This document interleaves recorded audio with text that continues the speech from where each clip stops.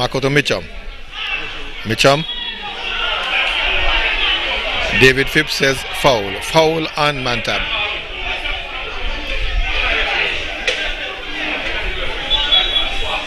That's 21 yards out. Or 22, 24. Well, free kick. But the Mantab there protesting their innocence there. The referee's verdict is final, awarding a free kick to Newtown, just outside the box. Lake is there. Lake, you know, is a very... Oh, no, if you recall what, this is the angle in which he scored a goal from already for the season. No, Lake is in the box this time. As he left with one player, just one player in a red shirt close to the ball now. Looks like Hodge. Don't know what happened in the practice, but maybe Hodge is the one looking. He's like a golfer. Promising. Just teeing up a shot and looking for the best angle. That's so correct. Yeah. Now he's ready. Arms akimbo. Scored the second goal for the night in about the second minute. Here he comes. Hodge slams it goalwards. Pushes up, forces the goalkeeper to push and save. Another corner to Newtown. Corner number 2. Again, a good shot, well struck, cleanly struck. Too straight to the goalkeeper, and goalkeeper parried it over the crossbar, conceding a corner kick. So Newtown win another corner kick. Heads go up. No, not heads. A clearance. Big clearance from Mantab. Newtown will restart play with a throw-in. Keynes, Brown. Back to Keynes. Back to Brown. A two-man combination. Finally they get a third man involved. Malachi Gomes. Hodge. Batiste. Hodge. Interception. Mantab. Up to Alexander. Alexander has Racine with him. Alexander knocks the ball on Racine Thomas. Wins the throw. Mantab, after a very nervous start and conceding 2 goals in 2 minutes, they seem to have settled down a bit. And they're getting back in numbers and being compact at the back, preventing Newtown any clear shot and goal. And now they're looking to go forward, looking to get the equalizer. Newtown with a daunting task of getting some 13 goals now to qualify for the Super 6. Here they are again, looking to go forward. 2 goals in 2 minutes, but they're being a bit stymied by Newtown. But here come Newtown. Well, flag goes up. So it's going to be a free kick for Mantab. 2-1 in favor of Mantab. That was a strange offside. He knew he was offside, but the referee didn't put up his flag until the linesman, didn't put up his flag until she realized that he was going after the ball, and then he just stopped and she put up the flag.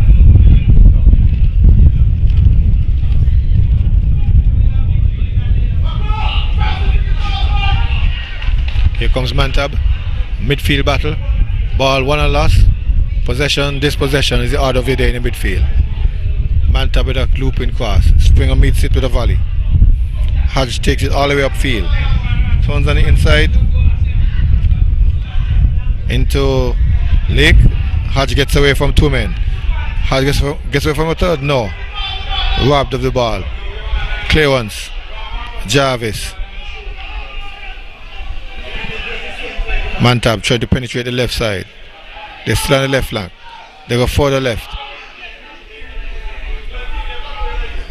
Then they go back. Then forward. Newtown intercepts. Batiste gives it away, gets it back, then gives it away again. Mantab with Kyrie Jarvis. Chips it over long, trying to find Davis. Davis is running for all he's worth. Can he get there? Yes, he can. Saves it. Now he's trying to fake the defender to get across. Gets in the cross, but the ball nicked. There's a wiggle from the first assistant, Kenny Martin. And so that wiggle of the flag means that it's a foul. Yes, Kenny Martin on this near side, just below us here. Doing the honors, assistant referee. Still 2-1. Very intense game, as you expect it to be. Two teams with aspirations, but for different reasons. Newtown looking to get into the Super 6, and Mantab looking to stay alive in the Premier League. With a free kick now just close to the corner flag. Jarvis will take it. In calling left footer. Chipped up. Heads go up. Headed goalwards. Thompson is there. And that could have been much better one. Should have been on target. He was unmarked, had time, had space. But a weak header in that direction. Here comes Newtown. Very good pass indeed, Al. Overlapping his leg. Coming from deep. Going to go to the far side. Trying for Hodge. Hodge gets it too. Settles it. Shoots a goal. Blocked partially by players. They ask for everything. Anything hitting in the box, they ask for it. This man is in an offside position. That's Alexander. He cannot give chase. And so Rasim Thomas chases down the ball. The long ball out. Gives it to Springer, who chooses to go long. Hodge. Cannot get turned to the end of it.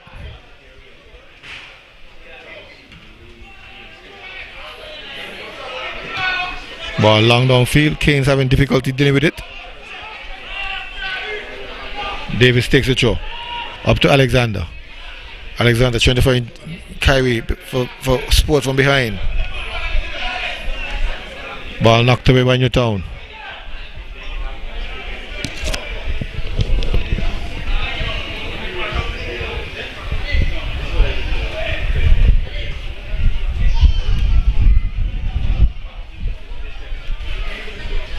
The game seemed to have tamed down a bit after that frenetic start. Newtown scoring 2 goals in 2 minutes. And then in the 3rd minute, goal scored by Mantab. Ball plays across the goal. Newtown defending well, gets the ball out. Trying to free Mako. He has company. Gets past one man, has one to beat. Trying to get to one man. The defender remains strong. Gives it to the goalkeeper.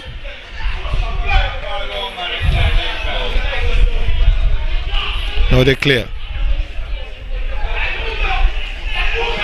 Mr. Lowry had the better of Mako there. Alexander.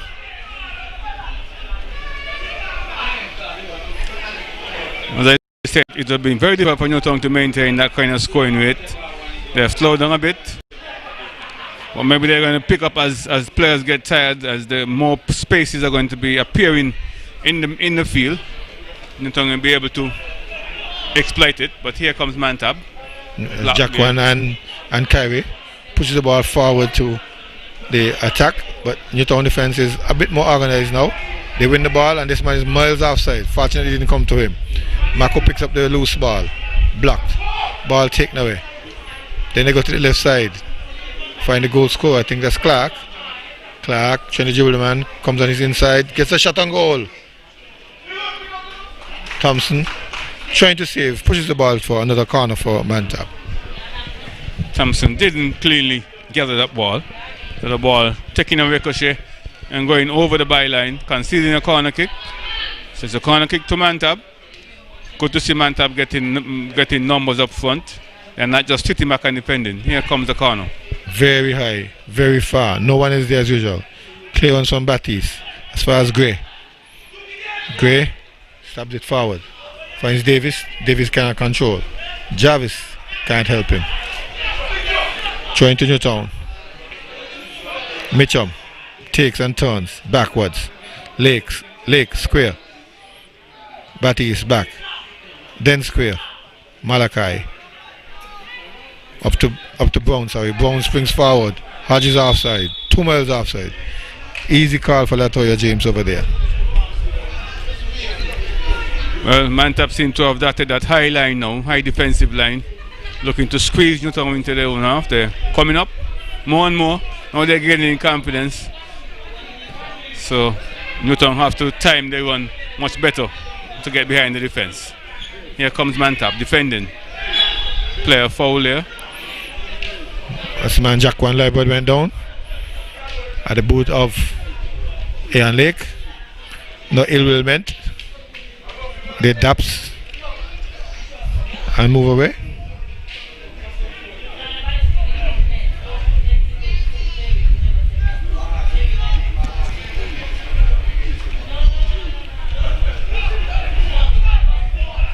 Newtown looking to restore their glory days. First ball, Mantab. Second ball, Newtown. Second ball, Tabernacle. Mantab. Newtown escapes with it. Lake. Brown. Going long, trying to find Mako. Lowry. Getting help. Goes back to his keeper who goes big. Down the right side. Keynes knocks it off of Davis.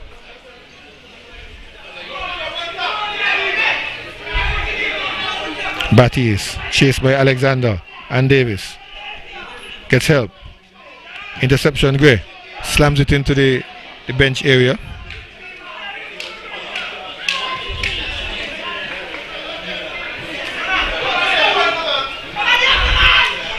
Mitchum.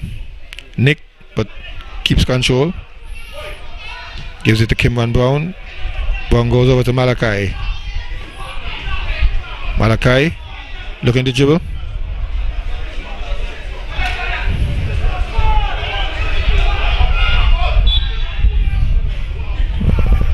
It looks like referee blows his whistle in favor of Mantab. They take it quickly. Alexander misses. Gray cleans up. Davis. Ball knocked into touch. Mantab loses out again. As I was saying, Newtown looking to restore those glory days. A team of great tradition, great history, great pedigree. But as you know, winning is cyclical. And it's not their turn to be winning this time. The other time when they dominated football in St. Kitts Nevis. But now they're fighting for their lives, Al. Maybe they have to wait for next season. To start with restoring the glory days. Here comes Mantab. It's all about Mantab now. But this guy is a dangerous guy, you know. That's Kyrie. As the tackle comes in and knocks the ball away.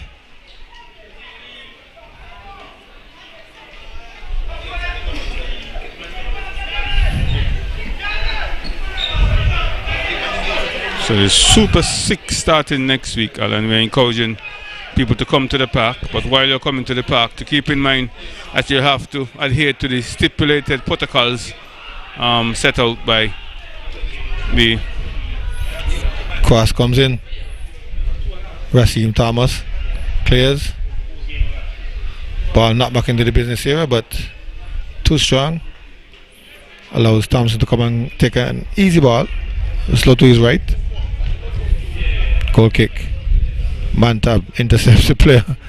Seemed to be dazed by the ball.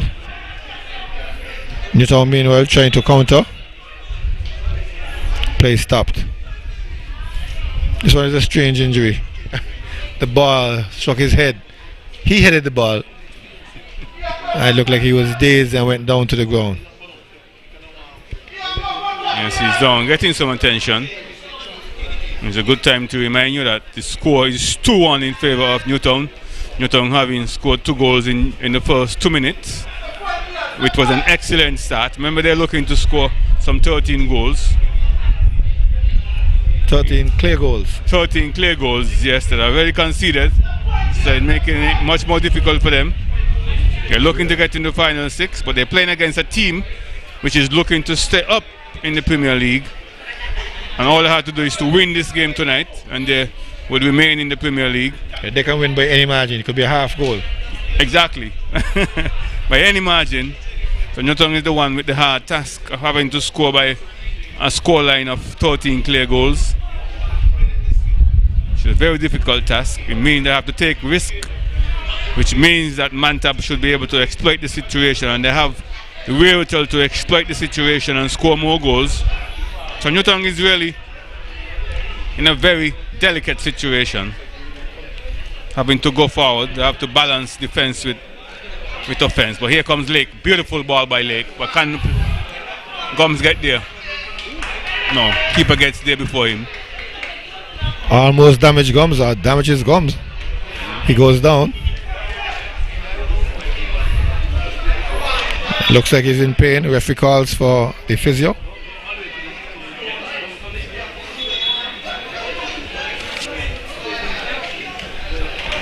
Don't see any immediate response. No, he comes. Well, a very difficult task indeed for Newtown, and at some point they're going to get mentally fatigued and maybe give up, because they started very well, which should have been encouraging. Confidence would have been running through the camp, but it's been a while since they have scored after scoring 2 goals in 2 minutes. So that must be causing some worries, some concern to the staff and to the players. So it's not just a physical battle, it's also a mental battle. 2-1 in favor of Mantab. Mantab scoring in the 4th minute. Just to remind you that the Super 6 starts on Tuesday. We have 6 teams going to be vying for the lucrative prize of $50,000, and plus there are the prizes. This is the biggest prize in a sporting event in St. Kitts Nevis. So the drama continues next week. Gums is still off the field hurt as Newtown comes forward. Mitchum trying to get around the man. Mitchum crosses, blocked, body block, goes into touch, throw in.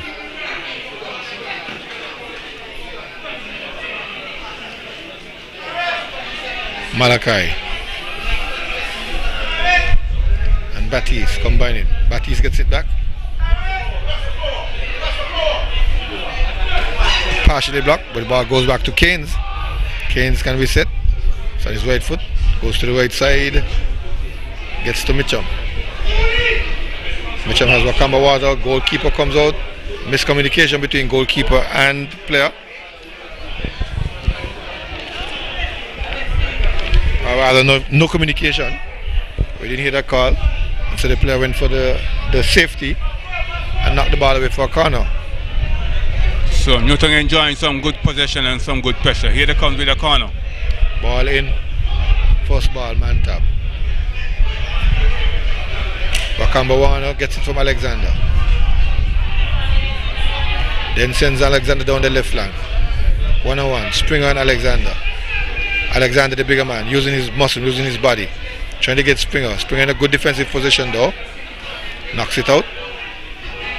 Alexander takes it. Finds Davis in the box. Comes back to Alexander. Goes back to Warner. Warner trying to shoot. Shoots on goal again. Shot on goal. Yeah, that's the idea. Almost like a shooting gallery there. The Mantab players, they're looking to shoot from whichever position, from whichever distance. They're looking to shoot, which is a good idea. Newtown is the one under pressure. Here comes Newtown. Mitchum is breaking away. Mitchum is giving it to Lake. Lake has a man with him. Mantab builds it in midfield. Numbers up. Then they donate it back. Rashid goes wide. Finds Gums. Gums missing the ball. Rashid clearance only as far as Baptiste. Chips it goalward. Keeper. Easy take. Very easy take indeed. He really put himself in a position, set up to shoot, but then changed his mind and look for a nice ball curling into the far side. Here comes Mantab. Mantab looking for an equalizer. Then they go to the far side. It looks like the man wearing the number 7 jersey, Wakamba. Wakamba goes on the inside, trying to get it on the man. Player goes to the ground, recovers, asking for a foul, gets it too. He too seems to be injured. Goes down and stays down.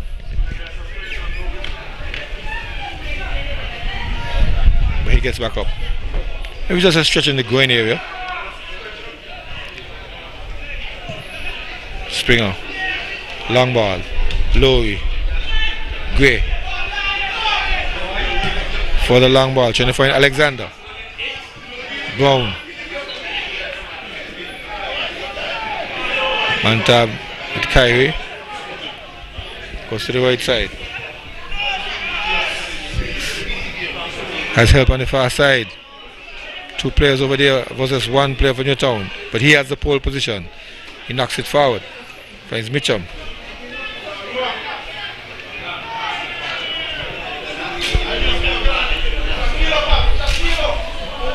But this has been a great comeback by Mantab. At the beginning of the game, they look a bit shell-shocked, look a bit overwhelmed by the situation. Newtown scoring 2 quick goals. But they came back very well, scoring a goal. And now they're looking very comfortable. Now going... Alexander is offside.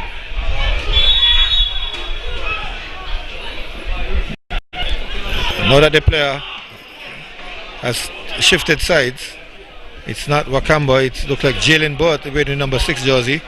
Long ball forward. Mitchum knocks it forward for Hodge. Hodge can score. Hodge shoots.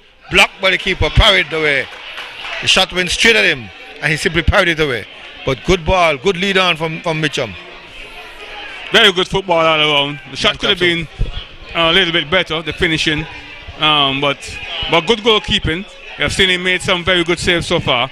Keeping Mantab in the game. Very good goalkeeping. Here they go again, Mantab.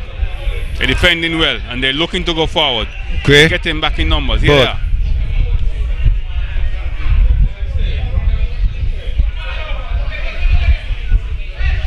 Losing out. Giving it back to Newtown.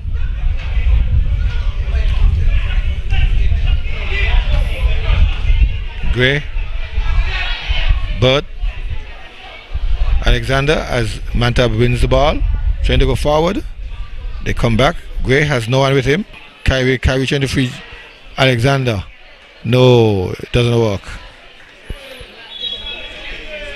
Very good pass in there by Mantab, except for that last pass, looking to get behind the defense. Another good sign at all for the man Mako Gomes. He's out of the game for the rest of the night. Had to be substituted due to injury. Shamari Hanley comes in for him.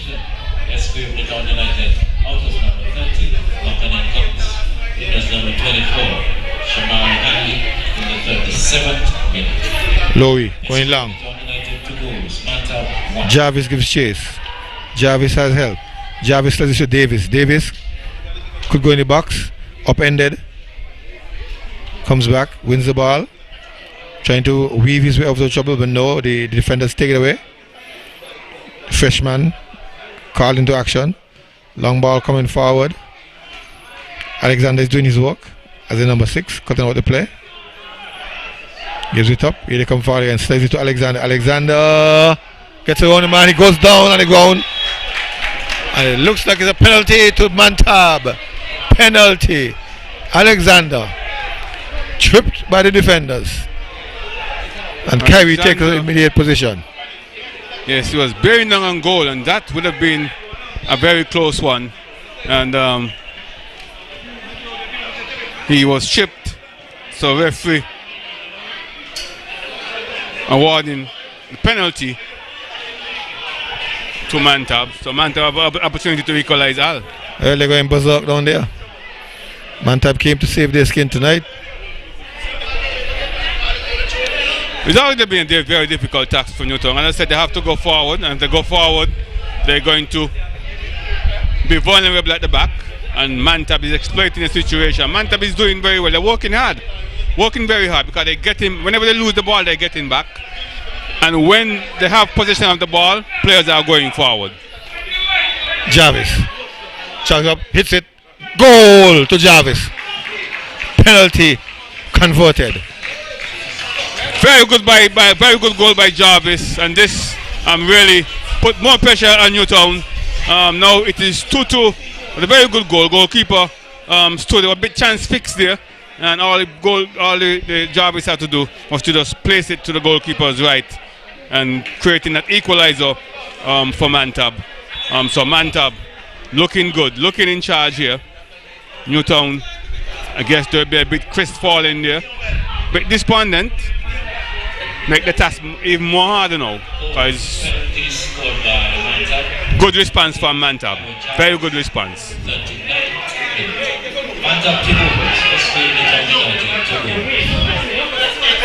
Here come again, Mantab. They seem to be charged now. A lot of energy. Player trying to go forward. David looks at it. Doesn't call anything. He stays down. But he's going to be alright. He's the one just arguing his case.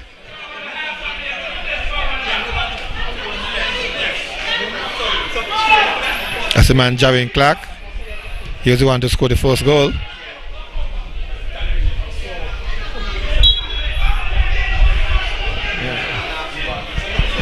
He gets up and Newtown knocks down Lake. Lake takes it, goes to the middle. Lowy is there. The big man Alexander trying to find Davis. Davis is giving chase. Davis gets to it. Davis shoots. Davis hits the side netting. It looks like a crowd goal, but a good attempt, good counter from Mantab. Very good counter indeed. I think now this Newtown will be suffering right now from scoreboard pressure. Al, when they look up and they say they have to score so many goals, I think they are mentally fatigued right now. Mantab is the team seem to be more in control. Here comes Newtown, Lake looking to get the third goal. Lake rode the tackle well. They give it over to Shamali Hanley. Inside, Alexander clearing. Jarvis and Davis trying to win it, but no. Newtown goes to the right side. Hanley slides it across to Lake. Lake loses out to a combination. No, it ricochets and Hodge misses from point blank range. This is unbelievable. Not only point blank range, but the goalkeeper was out because the goalkeeper came off his line and all. He went for pace, he went for power and went for pace instead of going for placement, and the ball went haphazardly over the bar. Ill advised. Here comes Hodge again, trying to redeem himself. He dribbles one, he dribbles two, he tries to pass. Lowy picks him off. But as far as Hanley. Hanley turns his man. Clark goes over to help. Muscles him off the ball, the flag is wiggled. Foul, the crowd doesn't agree. But David Phipps remains strong. So too Latayo, agreeing with him. Latayo James. Free kick, just a few yards out the box.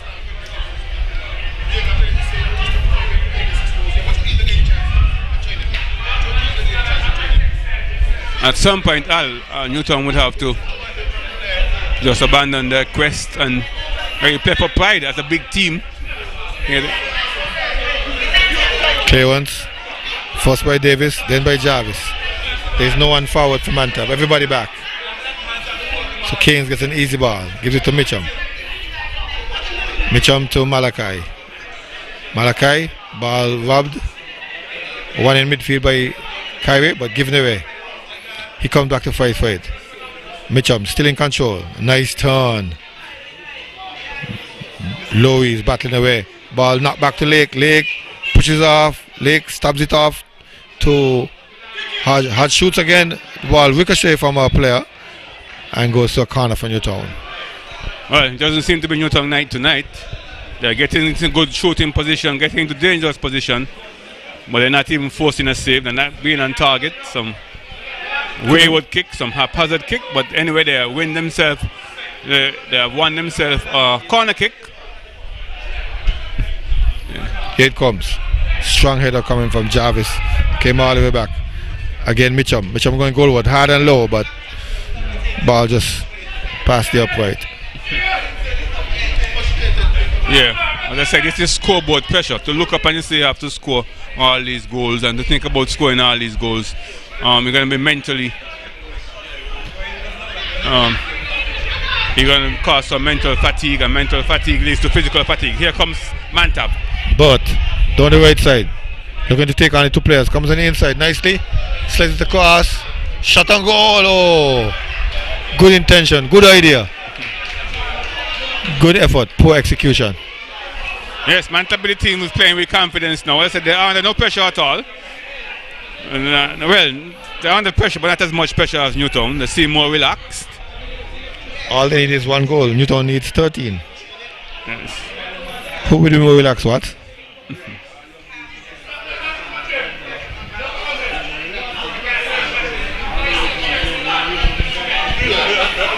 Here they come.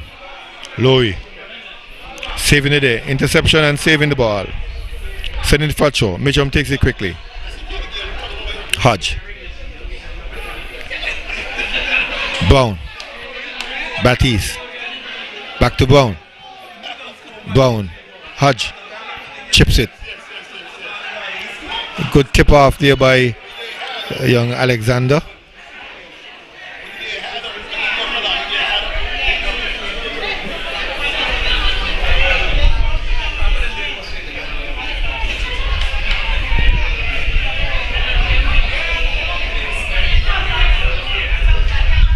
Shot taken, broken by Mantab. That's Jarvis. Everybody in their own half. You can see everybody in their own defensive third as well. Newtown. 1 minute. Extra time. Not very good news at all, Al. He needed to score 13 in 90 minutes. Now it's 13 in 45 minutes. Don't laugh, what? Yes, watch an equation.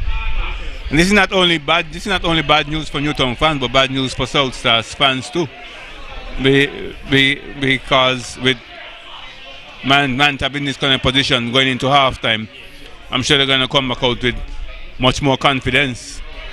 Newtown will be daunted by the task of scoring 13 goals, unanswered goals, that is to say. But here they are now. Newtown looking to get back into the lead.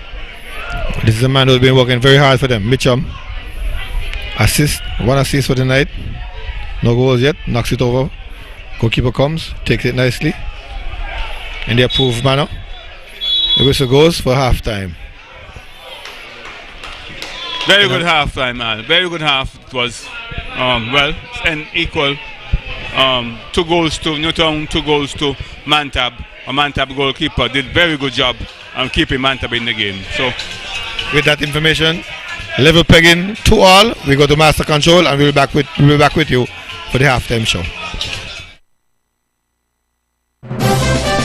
Coming up is the Premier League Live halftime show.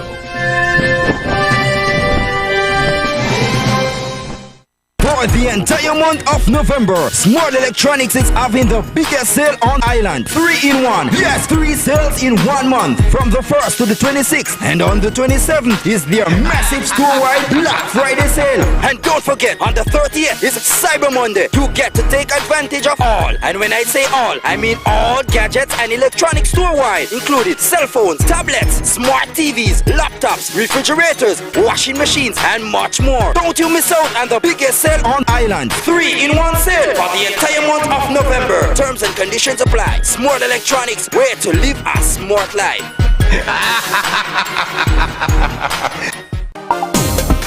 Skillex Interactive Voice Response System, a new 24-hour automated call-in service. Access it now at 465-2000 to report faults, receive bill balances, and for the first time ever, you can now make bill payments over the phone 24 hours a day, 7 days a week. Access it now by calling 465-2000.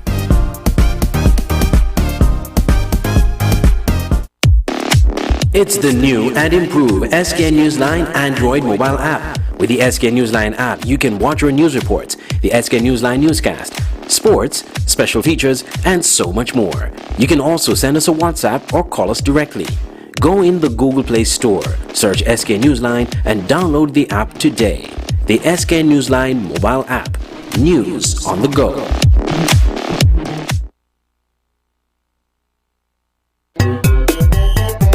Strictly Sports is back! Strictly Sports is back! And better than ever! The website that brings you all kind of sports. No rumors, no nigga business, just sports. Log on to www.getstrictlysports.com. That's GETSTRICTLYSPORTS.com and get articles, features, videos, and photos. Local, regional, and international stories. And don't forget to check out our online sports store. It is little right now, but in time it will get hugely. And we have lots of room for you advertisers. And advertising is free right now. You heard me right. Free. Just call 762-3134 for more information. This is good.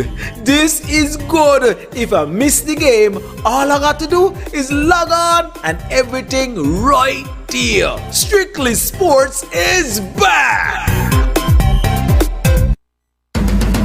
Football fans, get ready for football like never before. It's the inaugural Super 6 playoffs featuring the top 6 teams in the SKNFA Premier League doing battle for the Big Cup at the Warner Park Football Stadium starting November 24th. The Super 6 playoffs is the most lucrative sporting event in St. Kitts and Nevis, with the champions winning $50,000. Yes, you heard right, $50,000 for the champions, $500 for man of the match, and over $100,000 in prize money. Fan giveaways and prizes galore. It's the inaugural Super 6 playoffs starting November 24th. Get ready to rumble.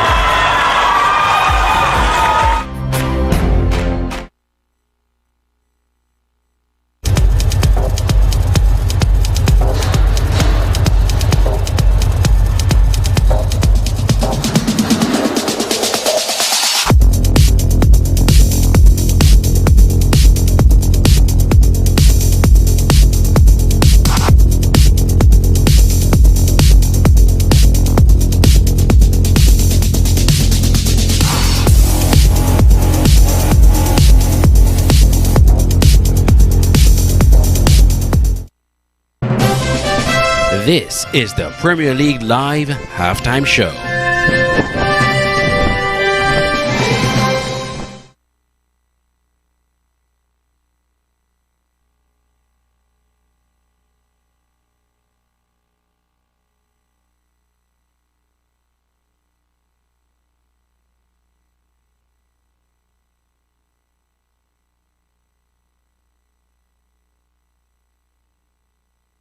We have the main producer, Mr. Andre Huey, who will address issues to do with the Super 6 playoff. He has a lot of information in relation to the game, what you'll see, what you hope to see, what you can expect. Andre, what's up? I'm alright, Al. Thanks for having me on the halftime show. I'm normally behind the camera, but tonight I'm in front of the camera. Well, as you've indicated, I'm the producer for the Premier League Live broadcast that we've been doing since November, to be quite honest. And you know, it has been a very interesting time. Before November. In October, right? Yeah, when we started in October. And of course, then we had the lockdowns, and you know, football had stopped for a while. So it gave us a chance to retool. And I'm happy to say that the broadcast has been much better since we've come back. Even the fans who have been watching have acknowledged that, you know, the quality of the broadcast is much better than what we had before. So I'm really pleased with what we've been able to put out for the last few months. So what did you use for retooling? The cameras? Well, yeah, we've upgraded equipment. We got better cameras. We also got some other, you know, equipment that we use for post-production. We've managed to improve the presentation of the broadcast itself. So we now have the scores properly displayed on the screen, instant replay, which we didn't have you know, sorted out before. So all that is in place, and the quality has been good. And then of course we stationed 2 cameras as opposed to the one that we had before, and we're hoping to have a 3rd camera for playoffs. So we'll have 3 cameras on field. That sounds very good. Yeah. But I noticed that sometime in the past we moved from the free, just log on to any one of those internet sites and you get free football. Right. I understand that will change come playoff time. That will change come playoff time. We see what a lot of fans don't seem to realize, that this costs money. And so sometimes people want us to do both games, and again, to do both games, there's an increased cost. So you have to take all those things into consideration. However, the SKNFA has made a decision that, having given free football for most of the regular season, they now want to move to a stage where we'll do pay-per-view. We did a test run for the FA Cup finals a couple weeks ago, or last week actually, and the response was pretty good, considering the short space of time that we promoted we didn't really promote it, we did it the same day and we put it out there, and we got some response, and so it's showing potential of what could happen if we were to do it for the playoffs. So we're going to give it a run for the playoffs. One quick thing, talking about responses, can the people who are viewing respond to you in any way? You can see their comments? Oh yes, because we're on Facebook Live as well as YouTube, we get comments. In fact, I was just looking at some of the comments for this game, and it's quite interesting. Some of the comments people are making. I must say something about the fans, and I really want to thank the fans because they really made the broadcast a lot interesting. They come religiously without fail. There are some fans who are there. People like Kevin Benjamin never miss a game unless he's playing, of course. He's always there, and there are several others who never miss a game. They're always sing. So we really want to commend the fans and really thank them for supporting the live, because without them, it would make any sense doing this. Well, we always urge people to come to the park, but it also makes sense, given COVID-19, to urge them to look at the game. Right. And, share out your little... Right. Little 5 years. Exactly, and when you look at it, the SKNFA took this route because they wanted to promote the game. It's part of the marketing of the game as well. So now that they've gotten people interested and gotten people exposed, they're now looking at the possibility of monetizing. Because like I said, it costs money. This is not free. I know some people were asking for a third camera, which we're now looking to do. That costs money as well. You can't just put up a camera. You have to pay the cameraman and all these different things. So there are costs that are associated with it. Maybe they're thinking that you're just using a cell phone. Not at all. On this note, let me just also thank a few people. Yourself for really being a part of the commentary team. I think you and Watts and Bob have been doing a pretty good job. And so I really want to thank you and commend you for joining the team. I want to take the time as well to commend and to thank the SKNFA, because they've partnered with us. We've partnered with them in bringing this broadcast. I know it's been a plan for them for a long time to bring football live from the Warner Park. And so we've been able to form a good partnership in that regard. And so they have really step up to the plate and covered some of the costs to the production. And we really want to thank them for partnering with us, and for us, of course, partnering with them to make it possible. Also, I want to thank the production team, because without them, this would not be possible. The cameramen, the guys who work behind the scenes, tirelessly. This is a lot of work. I mean, people think you just mount a camera and you shoot. It's not like that. It's a lot of technical work that goes into it, both from the camera's standpoint and also the back-end standpoint. And so we really want to thank everybody that has been part of the team in making this possible. And of course, I can't forget my staff at SK Newsline. They make sure that the live is shared on the various platforms. We also have staff here that goes on the field to do interviews after the game. So we really want to thank everybody that is involved in the production. Wonderful. You've been here, you've been looking at a lot of games, so let me try to squeeze you from a production person to a football analyst. Right. What you thought of the game so far tonight? Well, it was a Hail Mary for Newtown, because of course before the game started they would have to score 15 clear goals. You mean 15 Hail Marys then? Yeah, 15 Hail Marys if they were going to win. And then after they scored the first 2 goals in the first 2 minutes, we're like, okay, well, maybe they could pull this off. But I knew it was going to be a tough task, because of course Mantab have a lot to play for, because if Mantab win this game, they stay up in the Premier League. And as you've said in the previous broadcast, we have not seen the best game yet from Mantab. So far, I think we're beginning to see that, because they've certainly answered the call, and they've now put themselves back in this game, knowing very well that if they score another goal and they keep that scoreline, they stay in the Premier League and South Stars go down. Do you think frustration has crept in enough in the Newtown camp to give Mantab that little edge? Well, not just frustration. I just think that, and I was just saying it to the guys during the game, that for you to score 15 goals, well, now it's more, unanswered goals, you'd have to do that, when you're really, really completely relaxed. This is a pressure game, because a lot of pressure now on Newtown, because the community wants them to get into the playoffs. They had the opportunity to do that a couple of days ago, and they blew it. So it's really going to be tough for them to really come back. I think Spurs is sitting quite nicely and believing that they're in the Premier League playoffs. They're all here in their Mantab colours. Indeed. But I think they're quite confident that they're already in the playoffs. Okay, and in that playoff, the first game that they will meet is Village. Village. Give me a little bit of predictions before we go. Well, I'm gonna say that for the post game. I'm gonna come back for the post game. So I'll save all the predictions for that. Wonderful. Well, we expect to have a very good wrap in the post game to indicate all that happened and all that we expect to happen in the post game wrap. We'll have some other persons with us. We'll pull in Al, give him a chance to put away his coaching cap and come in more than Alice. We'll have Watts, we'll have LeSean. So look forward to that. But before that, let us see what will happen in the second half. Right now it's level pegging 2 goals all. Newtown 2 and Mantab 2. Is it easier for Mantab to get 1 or a half, or Newtown to get 50? See you soon. Coming up is the Premier League Live halftime show. For the entire month of November, Smart Electronics is having the biggest sale on island. 3-in-1. Yes, 3 sales in 1 month. From the 1st to the 26th. And on the 27th is their massive store-wide Black Friday sale. And don't forget, on the 30th is Cyber Monday. You get to take advantage of all. And when I say all, I mean all gadgets and electronics store-wide. Including cell phones, tablets, smart TVs, laptops, refrigerators, washing machines, and much more. Don't you miss out on the biggest sale on island. 3-in-1 sale for the entire month of November. Terms and conditions apply. Smart Electronics, where to live a smart life.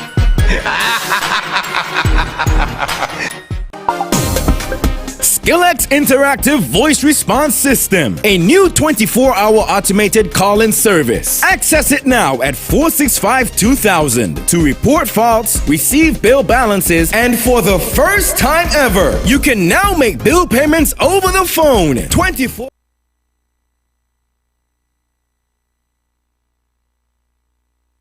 Yeah.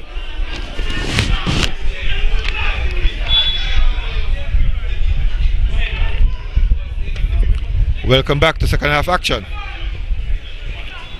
This is the game that Mantab has been waiting for. And this is the game that Newtown has been waiting for. Now they're up against it. They need 13 more goals. It's 2-all to get into the 6. Can this be one? No. Lowry is there. Lowry. Clark. Looping it up. Heads go up. Davis knocks it through to Alexander. Alexander over to Clark. Clark goes far to the left, looking for Jarian Burt. Burt puts it down. Gets over 1. Trying to get to 1 a second. Ball knocked off of the Newtown defender. Corner. Well, Andrew did talk about that Hail Mary moment. Well,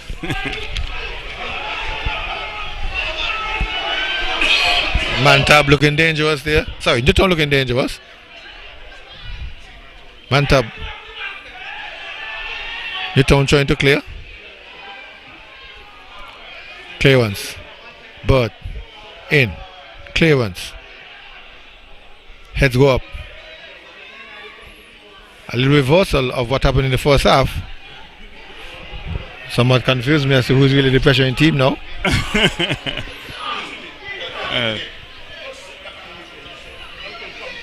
Here comes Newtown. Long ball to the far side. Hanley. Hanley can get in. No. The keeper smothering it.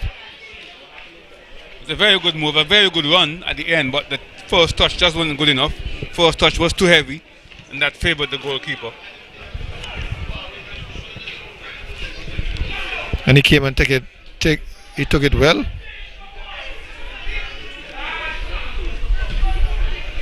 Clark trying to go forward. 2 attempts, both broken up by Newtown. They come down the right side. Hodge trying to work Alexander. Gets across now. Volley. Gray stands strong. Gray stands tall and clears it. Not very far. Hanley makes a mess of it. As I was saying in the first half, that at some point Newtown would have to abandon the idea of getting all those goals and play for some pride. They're one of the biggest teams in St. Kitts Nevis, so play for some pride, just play to win the game and end the season on a good note, which would favour South Stars, of course. Oh yeah. Oh yes, you can see them here in their Newtown colours. South Stars won't be doing the yo-yo if this game goes Newtown way. But all on Newtown mind, it seems Super 6. But as the clock ticks away, the more that hope will erode. Alexander, Liebert, combining to get it forward. Other Alexander, a Sylvester, goes to the ground, gets a free kick. He's the captain. Davis comes across, leaves the ball.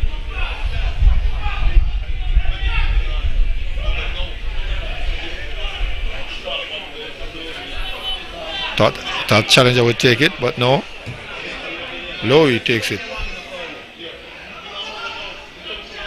Ball goes forward. Mantab trying to squeeze between a number of red shirts. They can't succeed. Davis won it momentarily from Hanley. Hanley gets it back.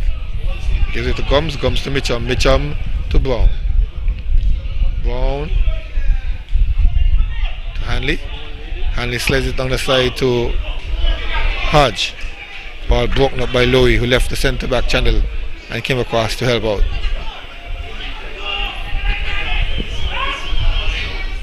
Hodge. Side to Mitchum. Mitchum slides it forward. That man not reading that. Very good. Batiste. Intended for Batiste, he didn't read it. Yes, very good play. Creating the space and looking to get the ball in behind the defence. Well, as you said, they're on different wavelength there, Batiste. But nice long clearance upfield by Mantab. Clearance. The ball going a bit back and forth now. Now settled. Newtown to the left side. Batiste trying some fancy footwork. Gives it to Mitchum. Mitchum gives it back. One touch pass. Across in the box. Lowy is there. Lowy misses. Cleaned up by Alexander. There's a foul it seems on Lowy.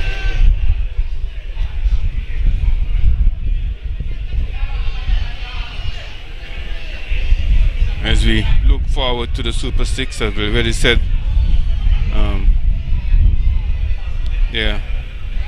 virtually 6 teams have already decided. This game is of interest. As we're looking to score some number of goals, but here they are. Fighting away. There's a wiggle. Newtown defender fouling.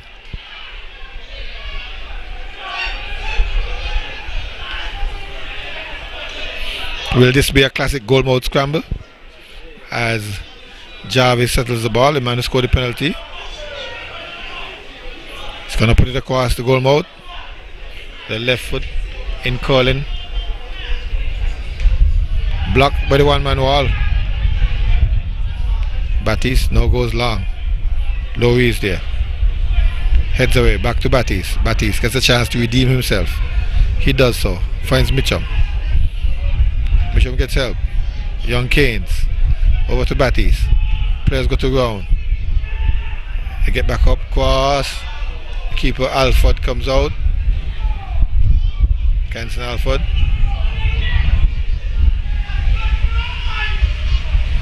Finally gets rid of it. But tips on to Clark. Clark with a head of speed, trying to get across the defender. He does. Defender recovers. Clark turns back. Goes on the inside to both crosses. A number of players converging the ball. Finally clearance. Mantab causing all sorts of problems in the box. Jarvis, Alexander and Davis. Well, there's some fans behind the goal appealing for handball inside the box, but at this stage they'll appeal for anything. What? Yeah, exactly. But it ends up with a corner kick for Mantab. Ball comes in now. Clearance. Again across the touchline. Corner to Mantab. Should be better than that with all the players at the back post. Well, the player is now in blue shirt, approaching the near post. Now he goes to the back post. Alexander gets it, but cannot get it on target. He goes to ground.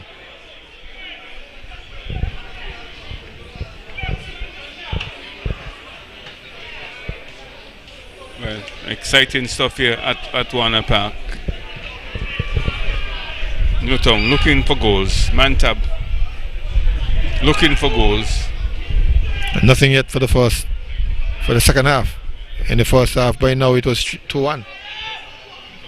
But here come Lowy, shadowing, doing a good job.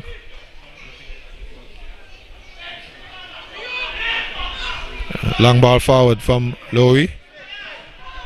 Knocked into touch by Newtown.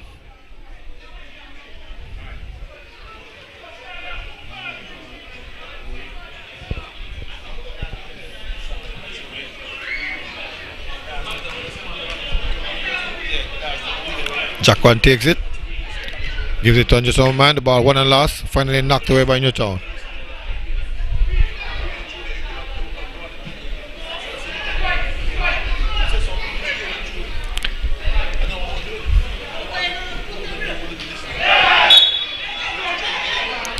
Ball is left for Mr. Challenger to throw.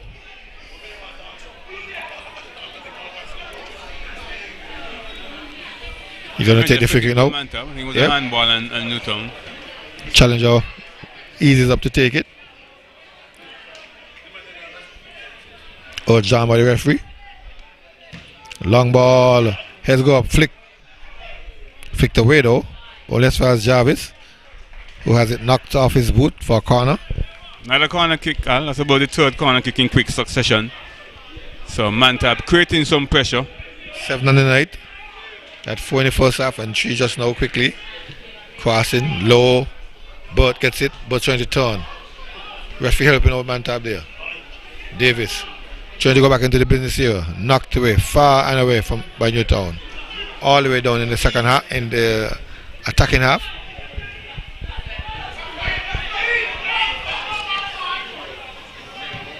Lowy going forward, trying to fight Clark. Clark giving chase. Davis comes to help, but Hanley's in control. Hanley gives it to Gums. Gums to Brown. Brown goes square and far to the left side. Finds Keynes. Keynes gives it back to Brown. Center to left. Left to center. Center back to left. Now they come on the right side. Trying to probe. Trying to get around. Looking for holes. But there are 4 banks of players at the back. Alexander, Challenger, 1 versus 3. Racine Thomas the better on that occasion, the better man on that occasion. Malachi Gums, Brown, Keynes. Tackle coming in from Kyrie. Back, ball gets back to Malachi. Malachi trying to go to the middle, find Hodge. Hodge chips it a little dink forward, knocked away. Goal kick. Newtown looking to settle down and play some good possession football, trying to create something, trying to find a key to unlock the Mantab defense. That final ball wasn't good enough, so conceding goal kick there. So it's going to be goal kick to Mantab. It's still deadlock at 2-2. Lowy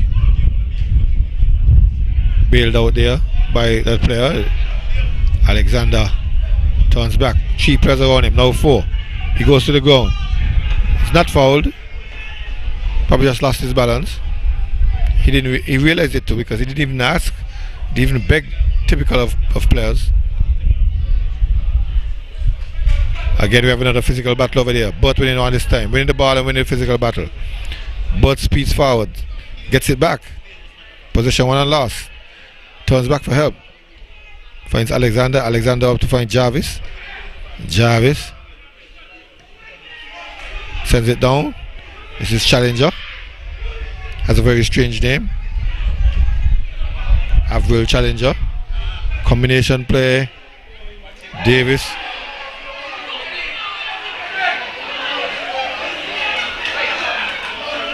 Strong tackle coming in, a vicious tackle coming in there. What?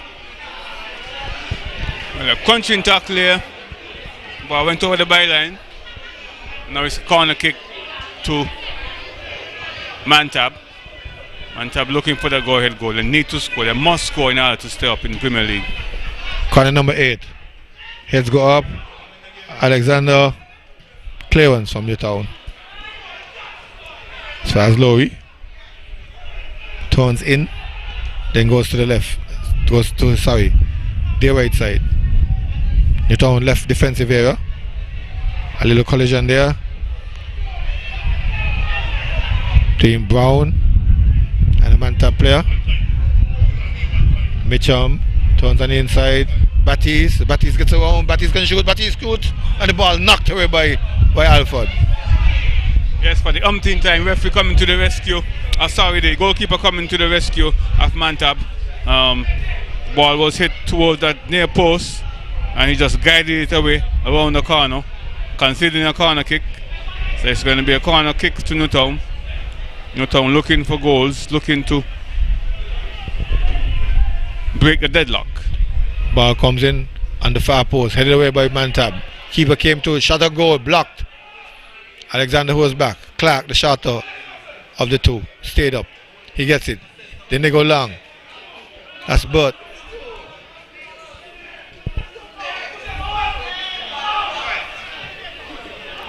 Thompson comes off, controls it, gives it to Springer. Springer gives it away. Under pressure. Substitution coming in.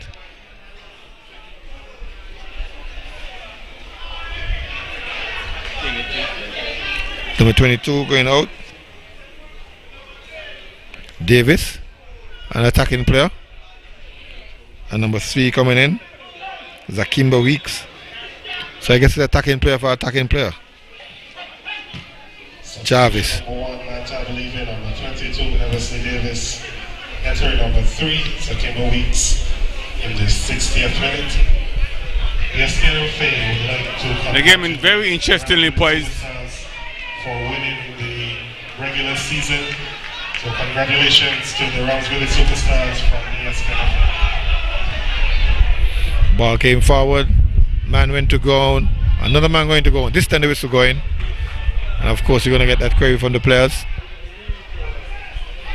We just heard a congratulatory message going out to Village Superstars for winning the regular season, taking the pole position, number 1 spot after the regular competition. Village tops.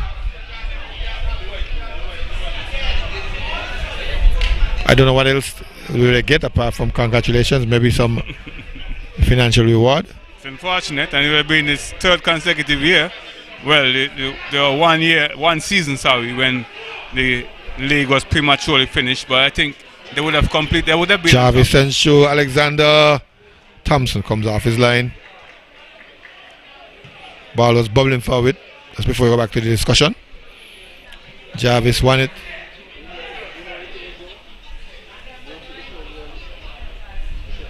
Again an aerial battle.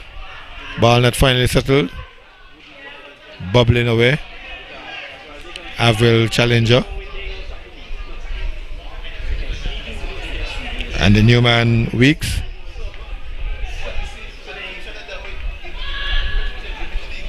Hodge. Fakes. Passes. Mitchum. To Brown. Comes out.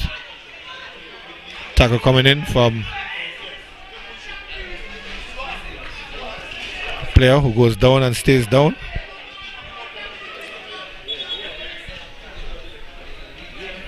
Well, I think at this point Newtown is playing for pride. I don't think Newtown is looking to score 13 goals unanswered. So I think they are looking to play for pride now, looking to finish the league with this season on a good note. This will be the last game. If the scoreline stays as it is, this will be the last game for the season. So I'm sure at this point they are just looking to break the deadlock, win this game, and look forward for next season. Yes, I think they will end in spot number 8 if this game stays as a draw.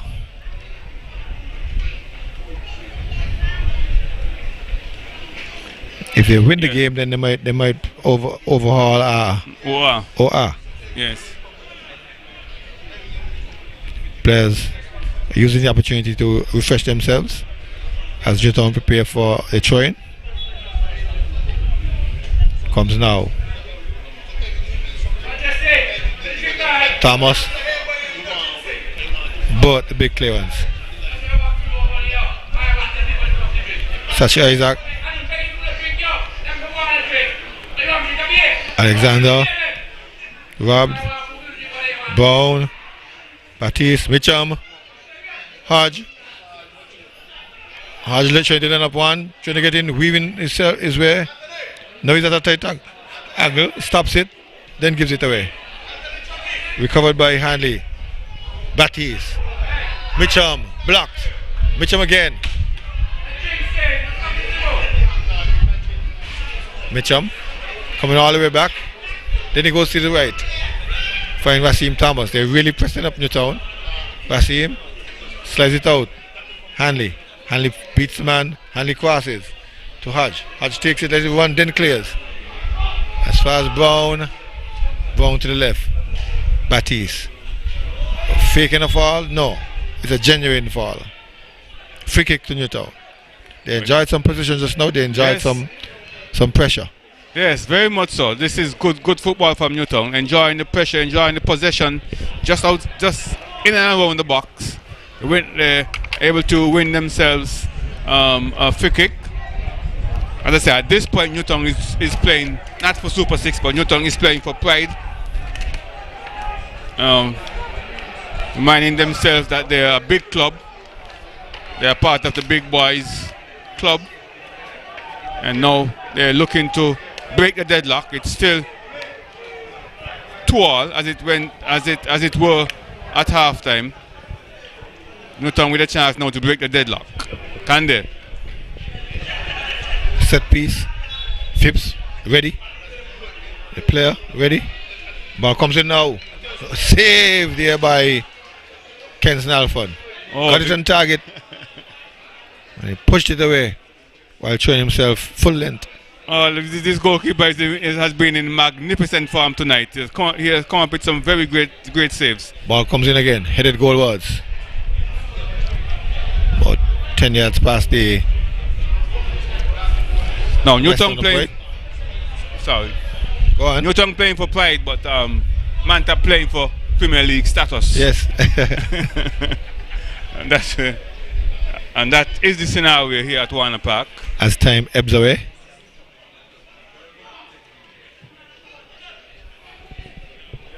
Ball knocked into touch by Newtown. Throw into Mantab.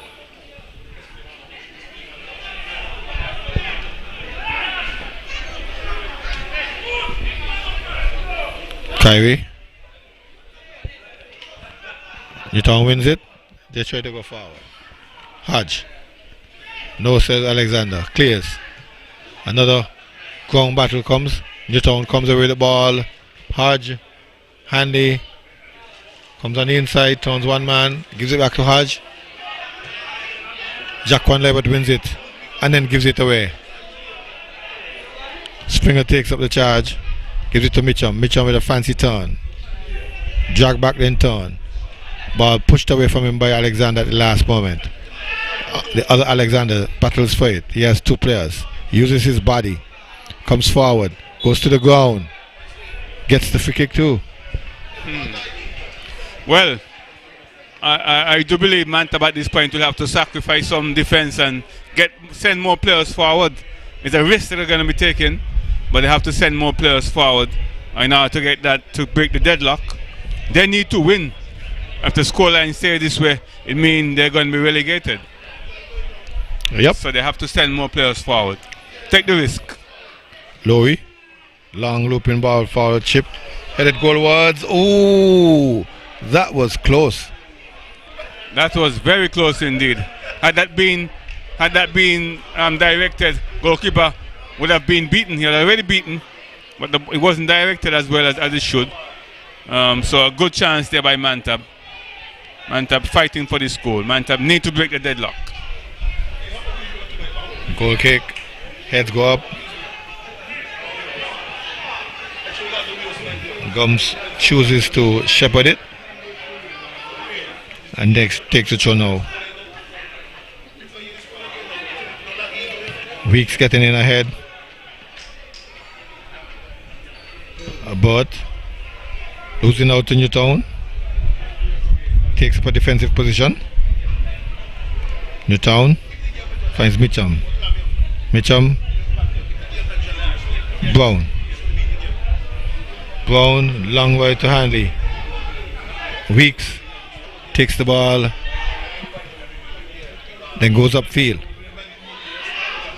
Clark.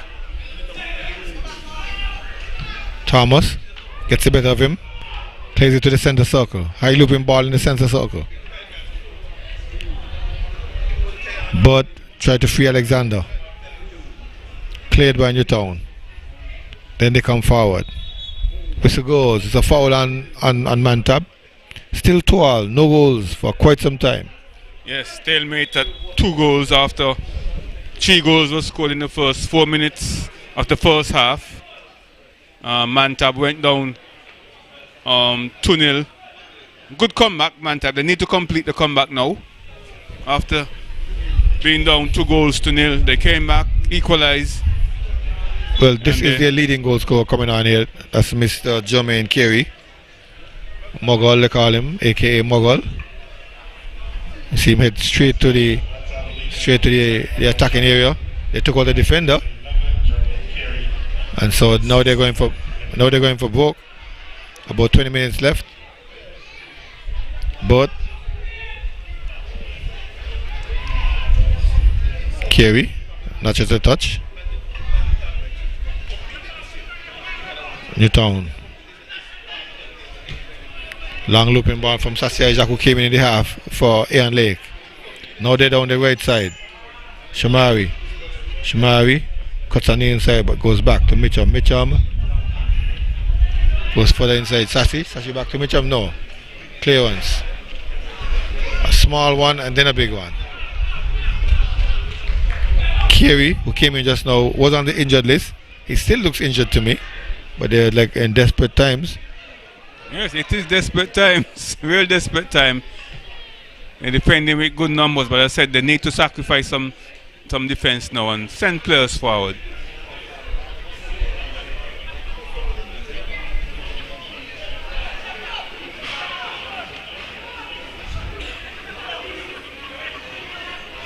Here's Newtown. Mitchum coming from the left side, trying to go through the same centre forward channel. No. Gray gets there. Alexander trying to reach Carey. Carey got a knock. Hanley. Weeks giving chase. Batty's taking over.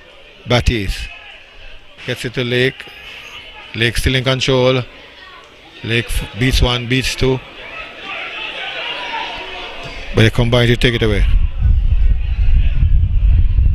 Again, Mantab playing these long balls up front, but not many blue shirts to aim at. They're accustomed to that. They have 2 big men up there now. They have Alexander and Carey. Carey is normally in the centre forward, the number 9 position. He takes it up now. Well, this is all or nothing, Al. Get players up there.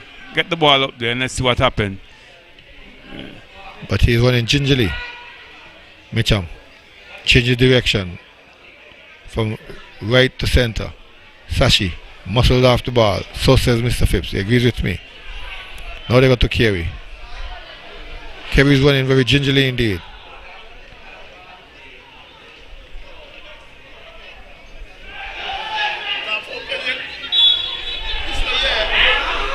Well, there was 2 incidents where the whistle would have gone. Yes. It came late. Whistle to Mantab nonetheless.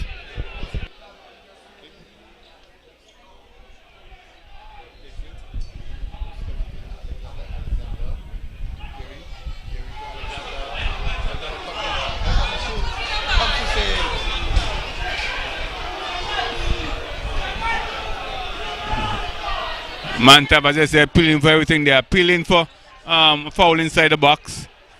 Referee doesn't agree. Yeah, another call favoring Mantab. Mantab is sensing something happening now. But, yeah.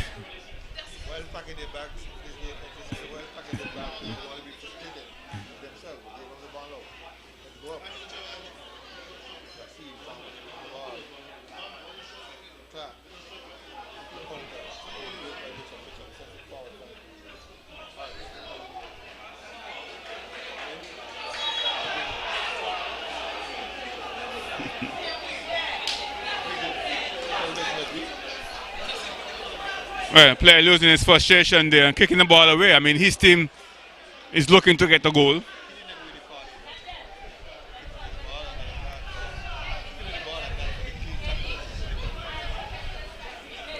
But kicking away the ball and picking up a yellow card, wasting time. They need to get a goal. Time is running out on them. They need to get a goal. Mantab.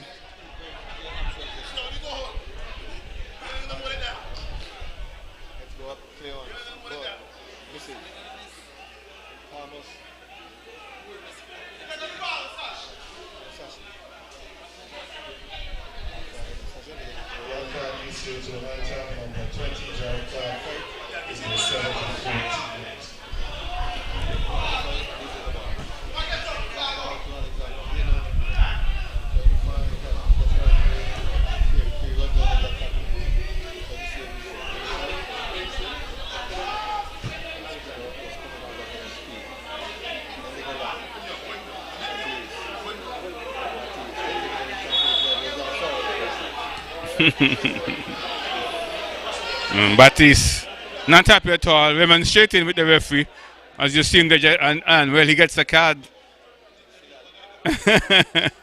he gets a card now.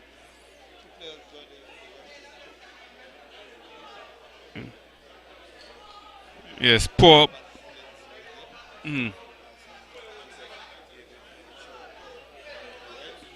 Yes.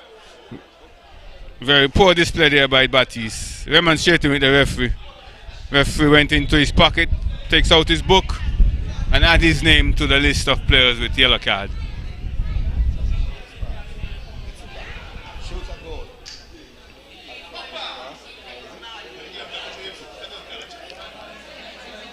Yellow card issued to Newtown United number 20, Keon Baptiste in the 75th minute.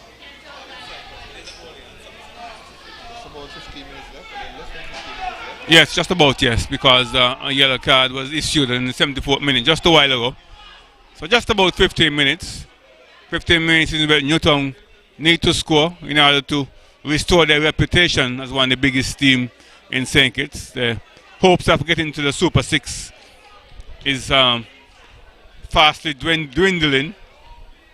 Mantab, on the other hand, looking to maintain the Premier League status. And they need to score a goal, though. Need to score a goal. The scoreline stay the same, they will be demoted.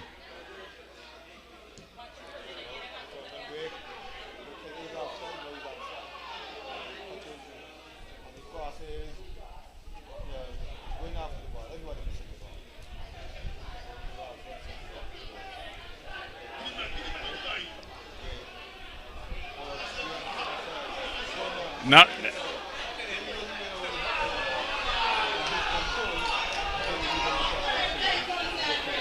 Oh, that was a very good chance. They outnumbered Newtown defense at about 4-2, 4-2, or 4-1. But here comes Newtown on the counter.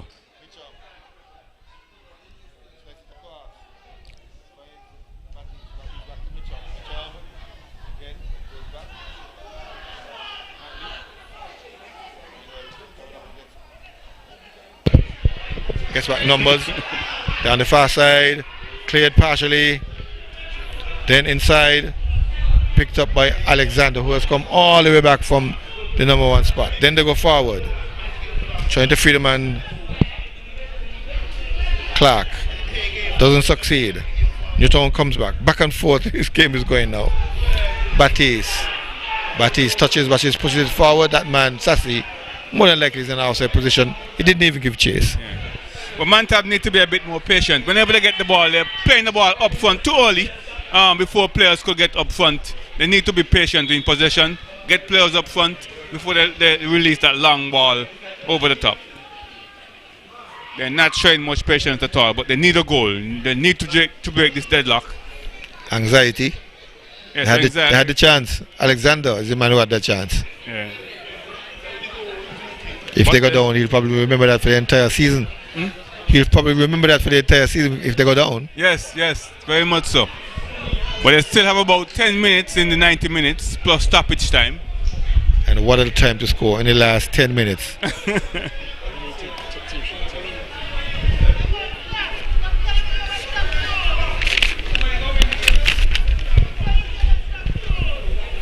Well, I do believe somebody is going to win this game tonight. Newtown defending their reputation, as I said. South Stars looking for Premier League status. So let's see. Somebody's going to break the deadlock, and whoever break the deadlock, whoever break the stalemate is going to win this game tonight.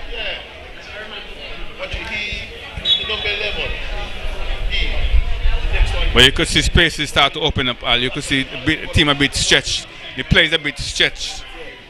So defenses are going to get porous as the game gets stretched. Here comes Mantab. Clark going to the left, finds Alexander. Alexander trying to get in the box. Does so now.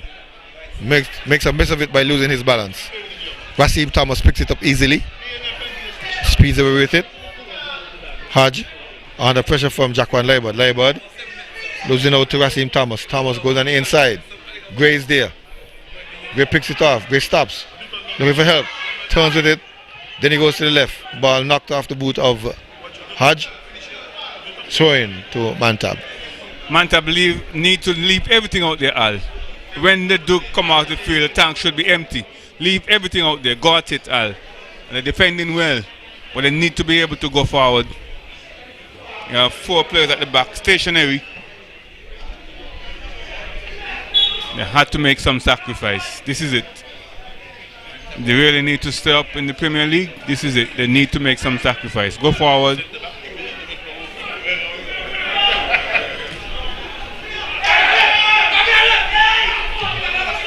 Mantab making a strong claim for the ball to be overturned. Meanwhile, Newtown goes from right to inside left. Finds Battis. Battis comes centre forward channel. Finds Mitchum. Mitchum. Outweighted pass.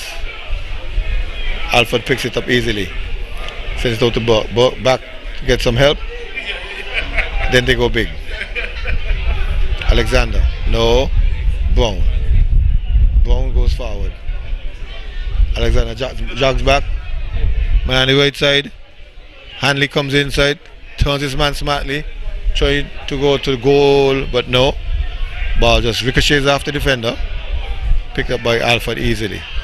Again he goes overhead throw to Burt. Burt turns his man. With 5 gets one, players in the back gets line. 2, gets 3 now. Coming forward. Now he passes. Finds Jarvis. Jarvis blocked. Strong tackle coming in from that man.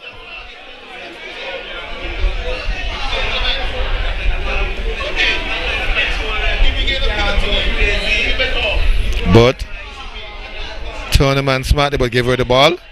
Rasim going back to Bicham. Sashi knocking it forward, only as far as Jaquan. Jaquan Leibert chips it to the forward channel, center forward channel. Finds Brown. Brown takes charge, gives it to Springer. Springer goes to the left, but the man can't get away. That's Hodge. Hodge breaks. Hodge goes forward. Hodge pushes it into the goal. Newtown at this stage would win the game. 3 goals to do. He got away.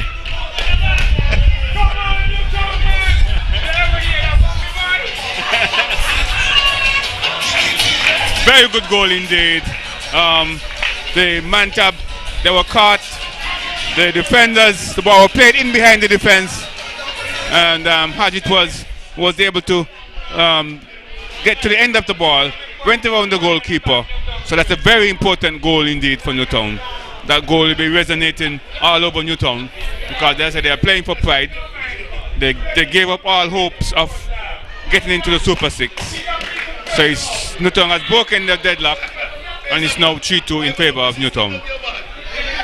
Well, good news for Newtown, good news for South Stars, bad news for Mantab. Here comes,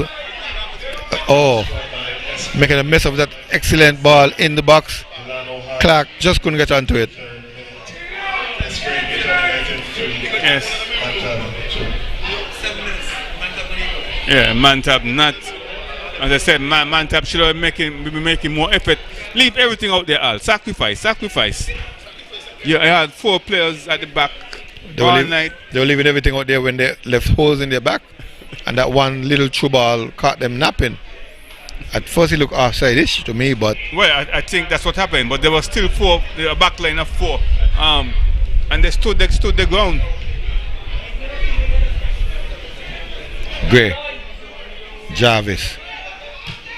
Forward. Settled by Malachi. Malachi to Sassy. Sassy goes to the ground. Followed by Kerry.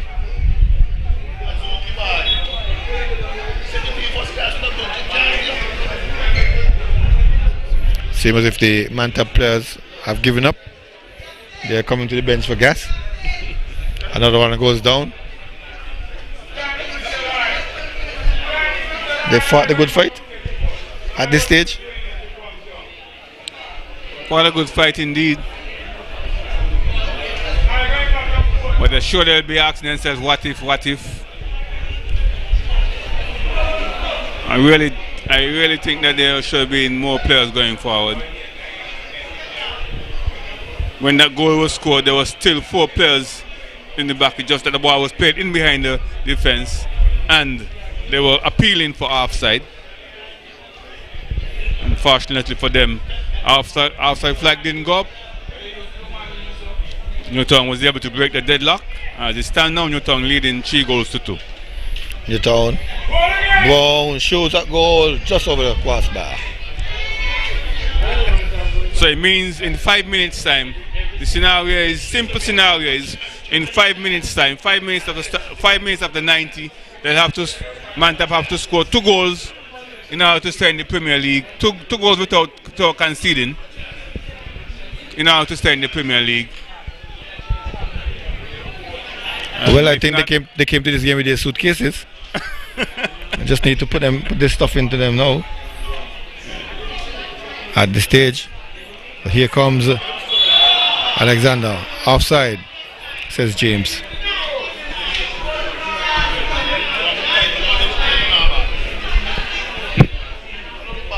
Well, easy call. Offside flag coming to the rescue of Newtown there. Player didn't time his run. Didn't hold up his run good enough. Got behind the defense with the ball, but the flag went up. Mantab making another change. Two changes.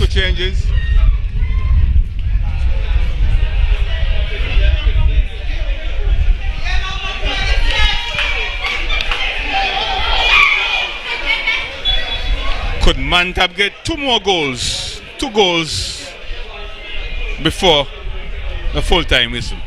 That's the big question. Newtown playing for pride and they're looking good. They're looking to win this game and finish on a good note. They're in the lead. 3-2. Jarvis went out. Was substituted. Clay ones. A miss. And then the Clay ones. Only as far as Brown. Brown turns back. Then turns forward again. Tackle comes in from Gray.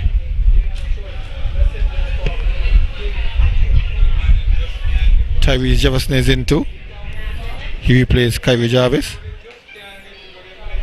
True comes in. Cross comes in now.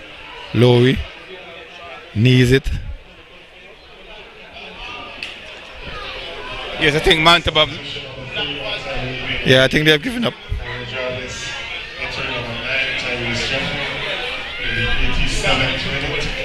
Substitution number 4, Mantab leader number 20, Jaron Clark entering number 26, Javier Carey in the 87th minute. So we have less than 3 minutes in the 90 minutes plus stoppage time. Can Mantab score 2 goals? Well, left to be seen. Newtown in the lead. Newtown looking to restore some pride. Looking to finish the season on a good note. Keynes comes late, picked up the ball nonetheless, and then went to the ground.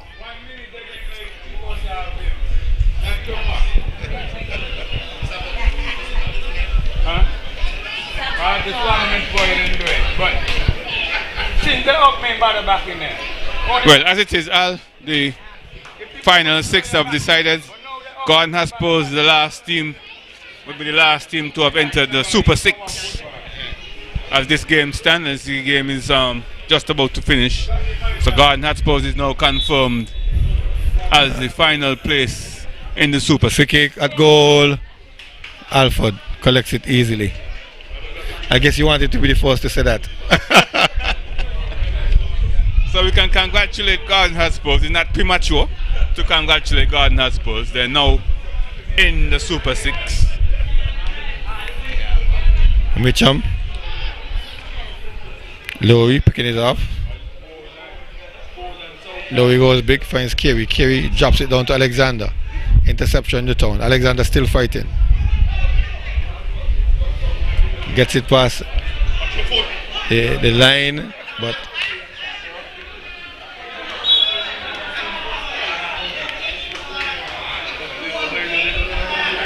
two players converging.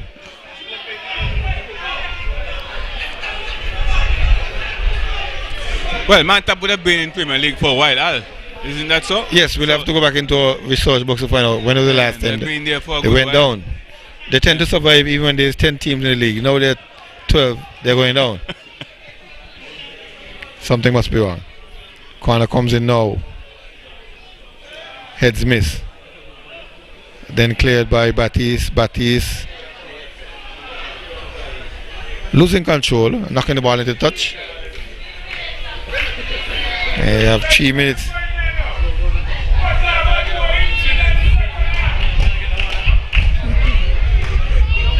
Even the extra time, the crowd is commenting on. Here it comes. Rasim Thomas heading away. Alexander resets. Finds Kerry. Kerry shoots a goal. The flag went up earlier though. The flag was up, yes.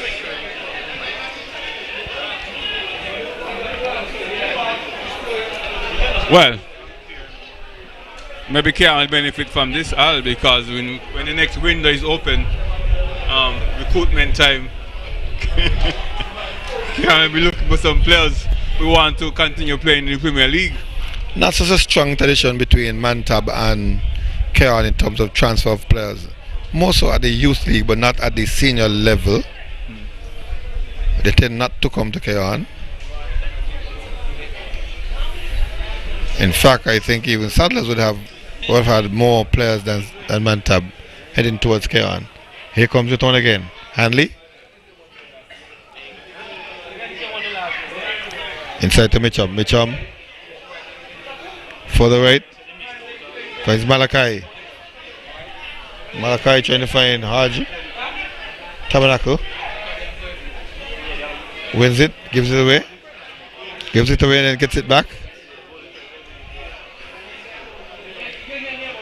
But Alexander up to Burt. Oh, nice turn there by Burt. Comes in, finds a man who's gone down. Down again. But this time he gets it. Burt picks it off. Burt stabs it forward. This man is offside. This man goes. Alexander doesn't get away. Cannot get away. The keeper. He looked offside to me again too. But the keeper thwarted those attempts. And it will be a... Yes, my first thought it was offside. From the naked eye, it was offside. A referee and his assistant decided it wasn't. But a corner kick resulted for Mantab.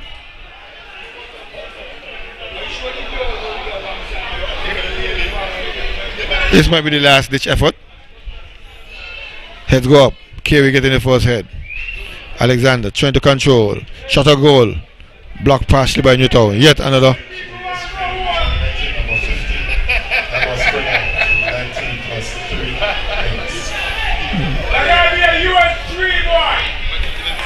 points. The in-house announcer is indicating that time has gone. 90 plus 3 already. And only 3 minutes went up. So this might be the last for real. Heads go up. As we said, Newtown won. Not enough goals.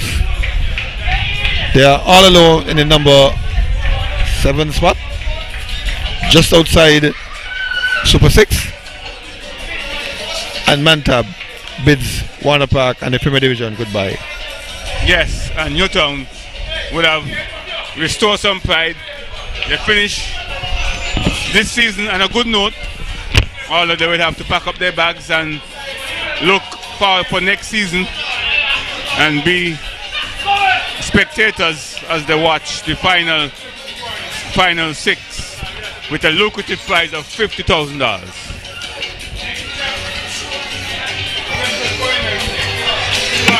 Mantab packing their bags to go back home.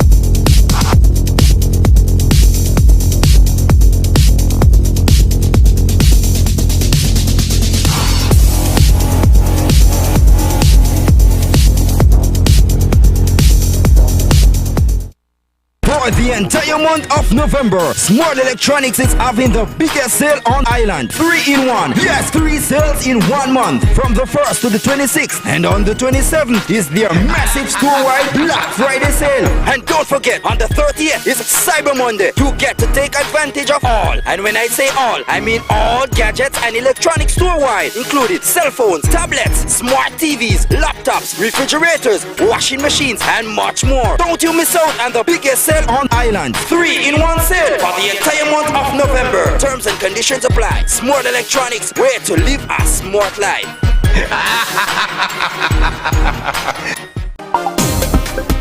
SKNFA Interactive Voice Response System, a new 24-hour automated call-in service. Access it now at 465-2000 to report faults, receive bill balances, and for the first time ever, you can now make bill payments over the phone 24 hours a day, 7 days a week. Access it now by calling 465-2000.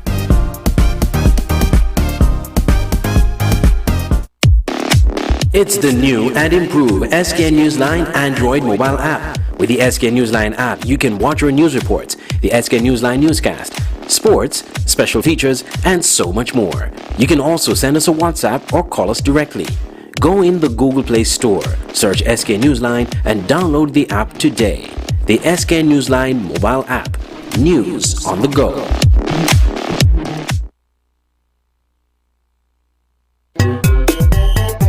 Strictly Sports is back! Strictly Sports is back! And better than ever! The website that brings you all kind of sports. No rumors, no nigga business, just sports. Log on to www.getstrictlysports.com. That's GETSTRICTLYSPORTS.com and get articles, features, videos, and photos. Local, regional, and international stories. And don't forget to check out our online sports store. It is little right now, but in time it will get hugely. And we have lots of room for you advertisers. And advertising is free right now. You heard me right. Free. Just call 762-3134 for more information. This is good.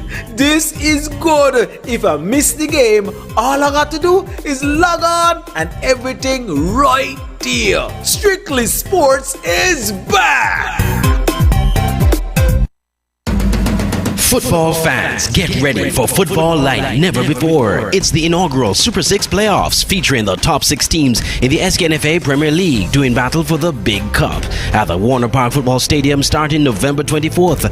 The Super 6 playoffs is the most lucrative sporting event in St. Kitts and Nevis, with the champions winning $50,000. Yes, you heard right, $50,000 for the champions, $500 for man of the match, and over $100,000 in prize money. Fan giveaways and prizes galore. It's the inaugural Super 6 playoffs starting November 24th. Get ready to rumble.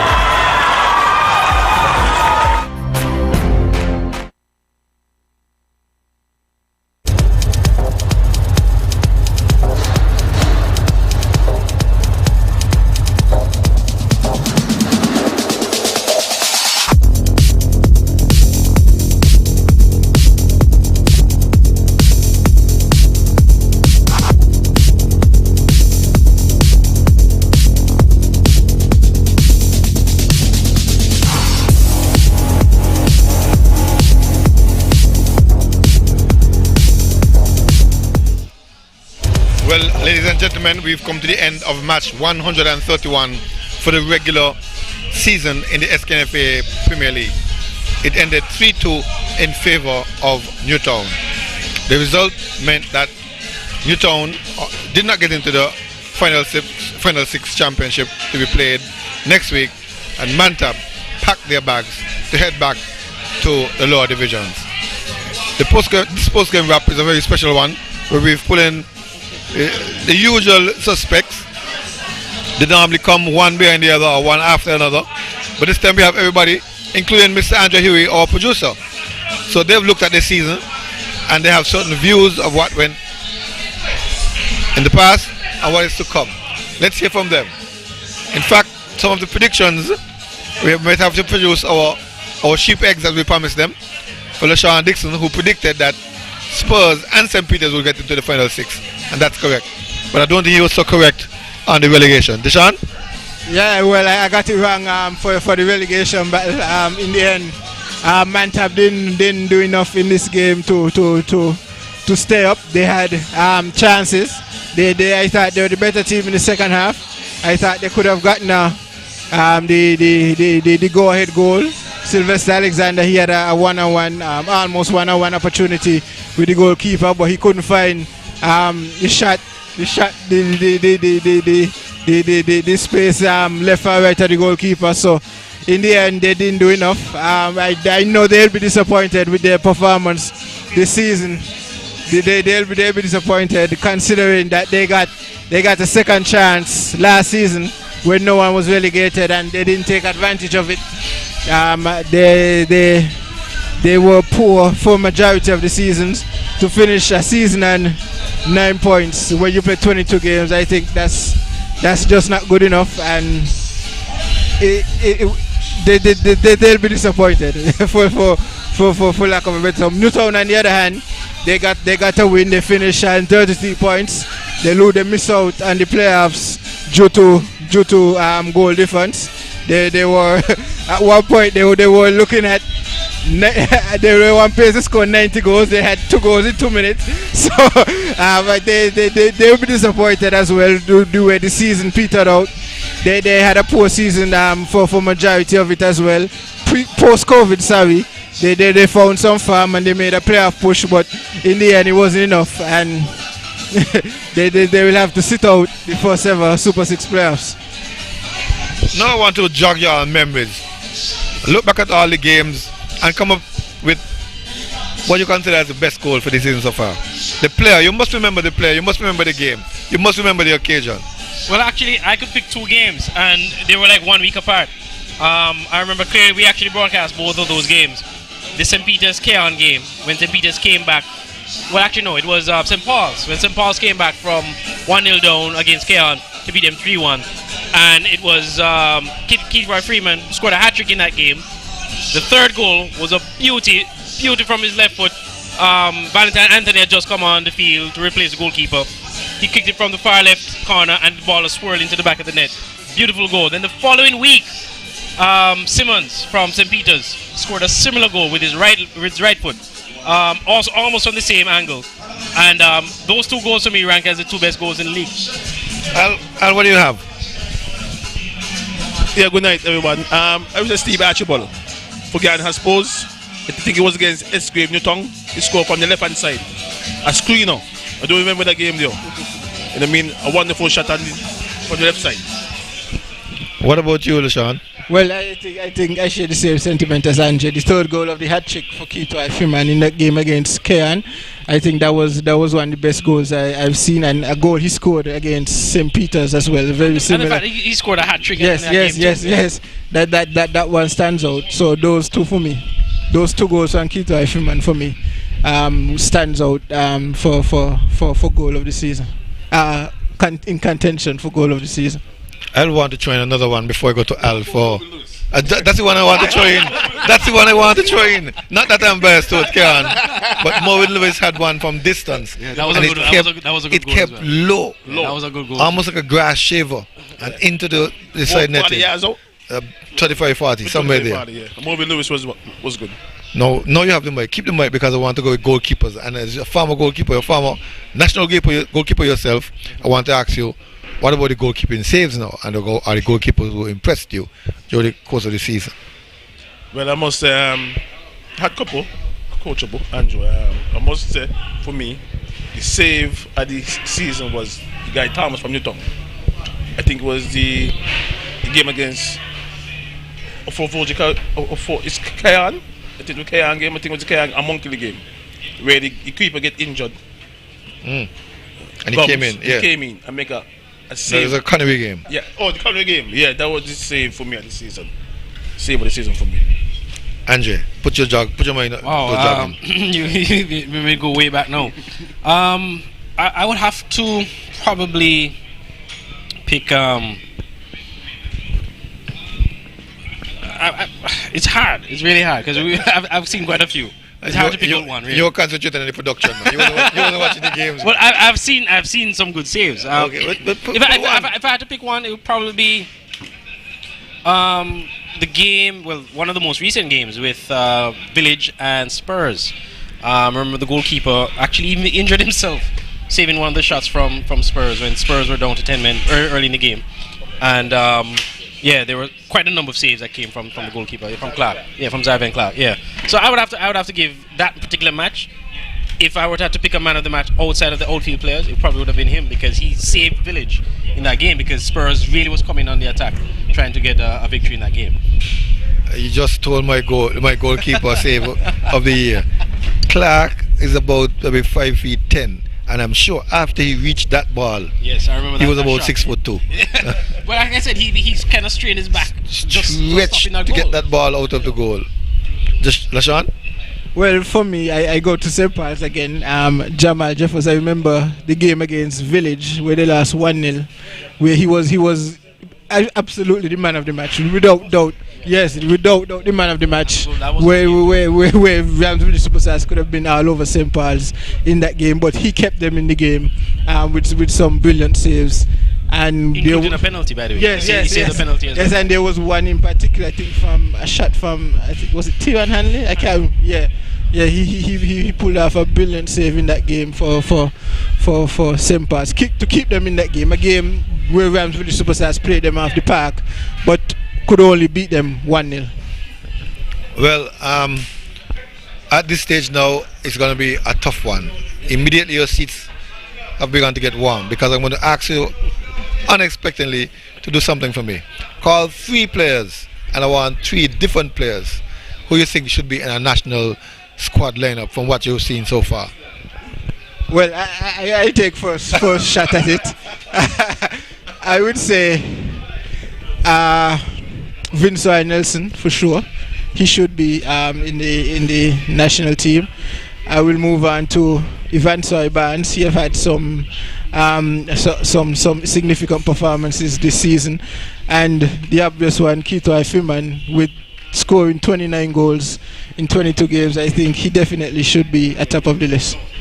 Well, Keith Roy Freeman, definitely top of my list. No. You can't choose somebody who somebody else chooses. Well, Don't try that. Don't try that. If you had asked me first, then I would have said so. No. You've been here, Mr. Putter. You've been here quite a while now. You can find 3 other players, 12 teams, 3 players. I mean, LaShawn can tell you, I've batted for him to be in the team. But anyway, LaShawn picked him already. Okay. You have to find 3 more. All right. Well, let me start with goalkeeper. I think Clark, even if it's on the bench, I think as a young goalkeeper and pointing out the physical attributes that you mentioned earlier, I think that is a plus. And he had a pretty good season, so I would have him as one. I would say Simmons from St. Peter's, and he had a pretty good season this season as well. Well, Tyquan Terrell is already in the squad, so I won't mention him. And if I had to pick a third one, well, you see, I can't pick Freeman because LaShawn did already. So I was going to have the hardest. I guess I will have to probably go with another Keon player, maybe Lewis. Marvin Lewis. Yes. Marvin Lewis. Okay. Yeah. You had your 3. No, you, Mr. Al. They give you the hard spot, the harder one. I won't call it hard. But I used to order Fleming, Aja Bokley, and Steve Archibald. That's two from Village, one from Spurs. So you have a national team in the making, 9 players from the production crew. Yep. Not bad at all. Now we turn our attention to the Super 6. The 6 teams in there, and you know you're going to have the hard task. Tonight is the night you give your predictions. I put them down on the paper, and then I dip my paper in concrete and steel. Who is going to be in the finals? No hemming and hawing, no arms, no buts. Call your 2 teams. You don't want to go first this time? You want the coach go first? It's easy for me, yo. Yeah, easy for me. Go ahead, Al. Village versus Kayan. Final. Village versus Kayan. Final. What's he waiting now? Good. LaShawn. Well, I find it hard to go against Kayan. I find it hard to go against Village. I find it hard to go against St. Paul's. Anybody. Excuse me. You only got pick 2, son. I know it will be 2 out of the 3 of Kayan, St. Paul's, and Village. It will be 2 out of those 3. You only can pick 2. But I think I'm gonna go with Village and St. Paul's. I'm going with Village and St. Paul's. Village and St. Paul's. Okay. Because you only limited me to 2. Well, there's only 2 teams going to be in the finals, Andre. No, you see, I have different picks. No. But you want me to give you one of the picks. So I'll give you one. Trying tricks all night, boy. Well, who I expect to be in the finals will probably be Village and St. Paul's, because they're the top 2 teams in the league right now. And based on what I've seen from both of them, I think they're the 2 best teams in the league. So yes, I expect to see those 2 teams in the finals. Okay, let's turn our attention away from the 2 best teams. There are 2 teams that just didn't make it. OR Jets and Newtown. The Newtown community, I'm sure they are hurting. It's a long time they haven't been in the setup for finals. They've missed the final 4 over a number of occasions. And now it's 6, they missed the final 6. What would they have to do to improve their team? I have one suggestion in terms of the OR Jets. I don't have any suggestion for the Newtown yet. But the OR Jets need to look at the other team that's very close to them. I've brought up this topic before. Now I want y'all guys to jump in. The combination of OR Jets and Challengers to make a strong team from that west area, that constituency 4 area, as we will speak in St. Kitts. Sean? Well, for me, for Newtown, I think Newtown had to commit to a rebuild. They had to commit to They've been rebuilding though for the last few years. Yes, but when you see they having to rely on Ian Rumpy Lake still, it for me is sad to see that they have to go back to older players. And players build them out quite a few times. Yes, players who were starring in this league 10 years ago. I think they had to commit to a rebuild, find a few good youngsters, and even if they miss the playoffs for the next 2 to 3 years, at least mold them into what they want. For OR Jets, I agree with Al. Maybe the 2 teams from that area should combine. But I want to jump in here too, because you realize, you talk about Rumpy Lake, you realize when they needed some depth from the bench, they go to, no disrespect, Mr. Lewis, you go to a player like Lance Lewis. Yes. and putting him in an attacking position. Lance Lewis has traditionally been a defender or a defensive midfielder. But because of your depth on the bench, you're going towards Lance. Now, if those two teams are combined, the one that is challenging now for first class, Yes. it would be a different story. Sorry to cut you off, but go ahead. Yes, and I agree with you. They should combine and have a strong team and less than strong team. And also, I think they have some promise. I think they are about 2 to 3 years away from being a very, very big threat in the Premier Division. They attacking front three. They are very dynamic. They could be one of the most dynamic attacking forces in the Premier Division. So I think they have a lot of promise to go, and with a coach with the experience of Morris, I think they can only continue to go up. They just missed out on the playoffs. Next season, look out for them. And 2 seasons from now, they might be championship quality. Well, I'm going to upset the apple cart. I'm actually going to disagree where the Old Road situation is concerned. While I do see merit in the argument that you could have the two teams combining, you have to look at this Old Road team in particular. These are players who have transitioned from Verchilds High, a school that Morris is very much familiar with, players who he's very much familiar with, players who, by the way, asked him, because he was going to take a break from football, to come and coach him after he left Connery. And he took up the challenge, and in just 1 season, he transformed that whole team into playoff contending team. So I actually think if he has 1 more season to work with them, and if they continue to follow the precepts and what he's trying to instill in them and the kind of football philosophy he's trying to get into them, then I think they can actually be in the playoffs next season, all being well. Again, so I'm not disputing the fact that you could have the two teams combined, but sometimes you could have a situation where you combine the two teams and it upsets the chemistry that he was building with these players that he's already familiar with. We don't know how much he knows the players from Challengers and how well they would fit into what he wants to do. We've seen times where teams combine and they end up breaking apart. A good example is Sadlers. You had Sadlers and Parsons working together, and DFB.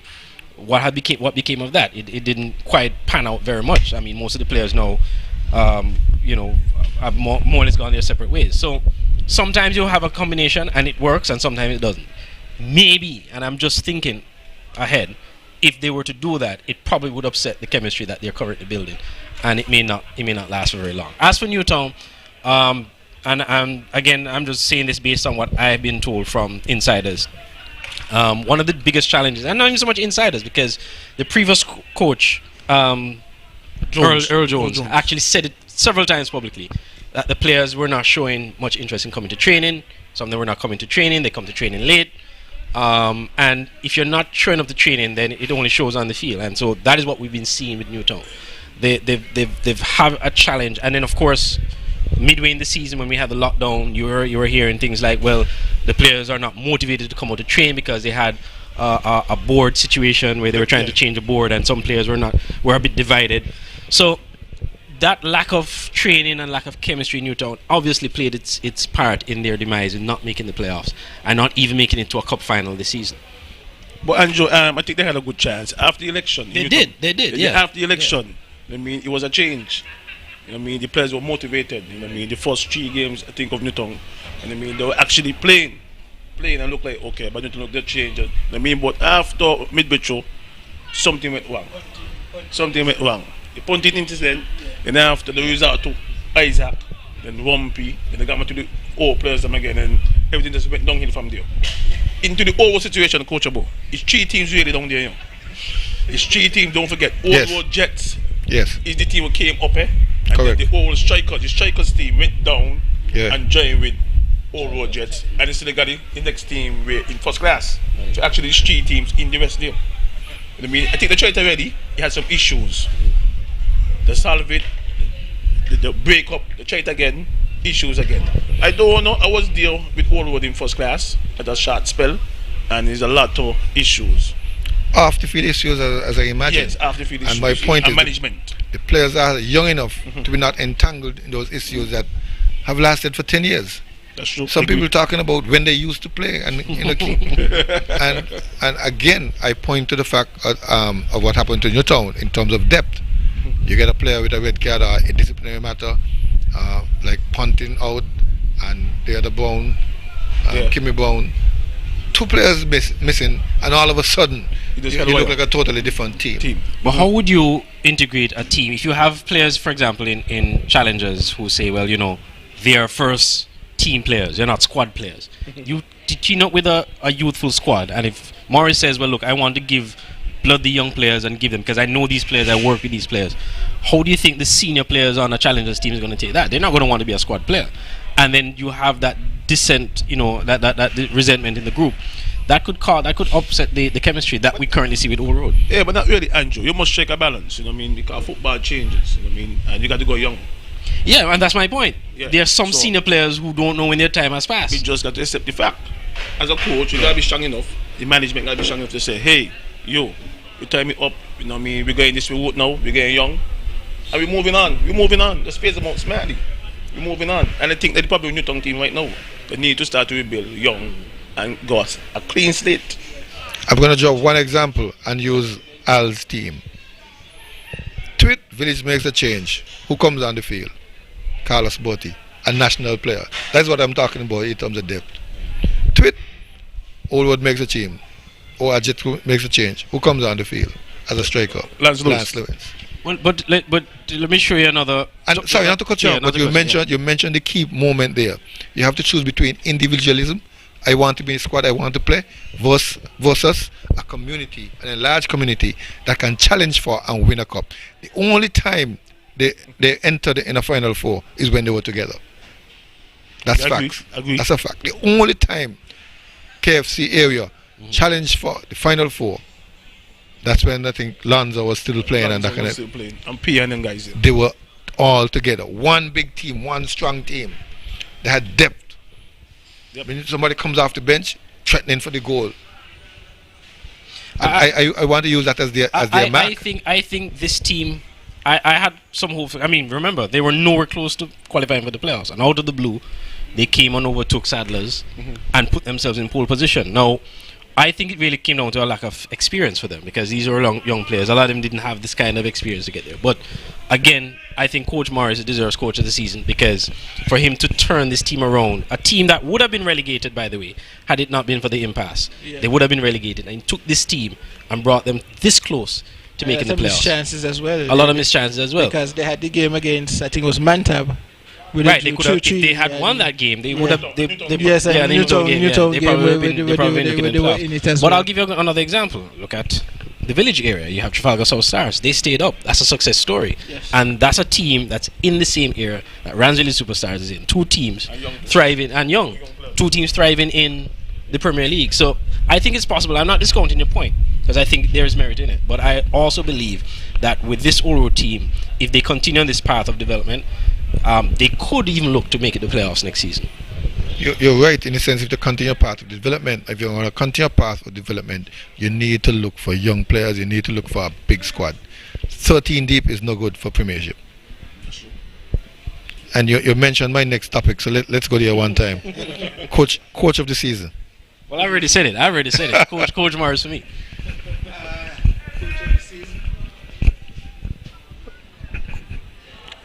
I think I'm gonna go with Coach Morris as well, to see the fact that Old Road, as we said, we should have gotten relegated had things gone the way it should have gone last season, and to stay up and to not only stay up but compete for a spot in the Super 6. I think they have to be. He has to take some credit for that.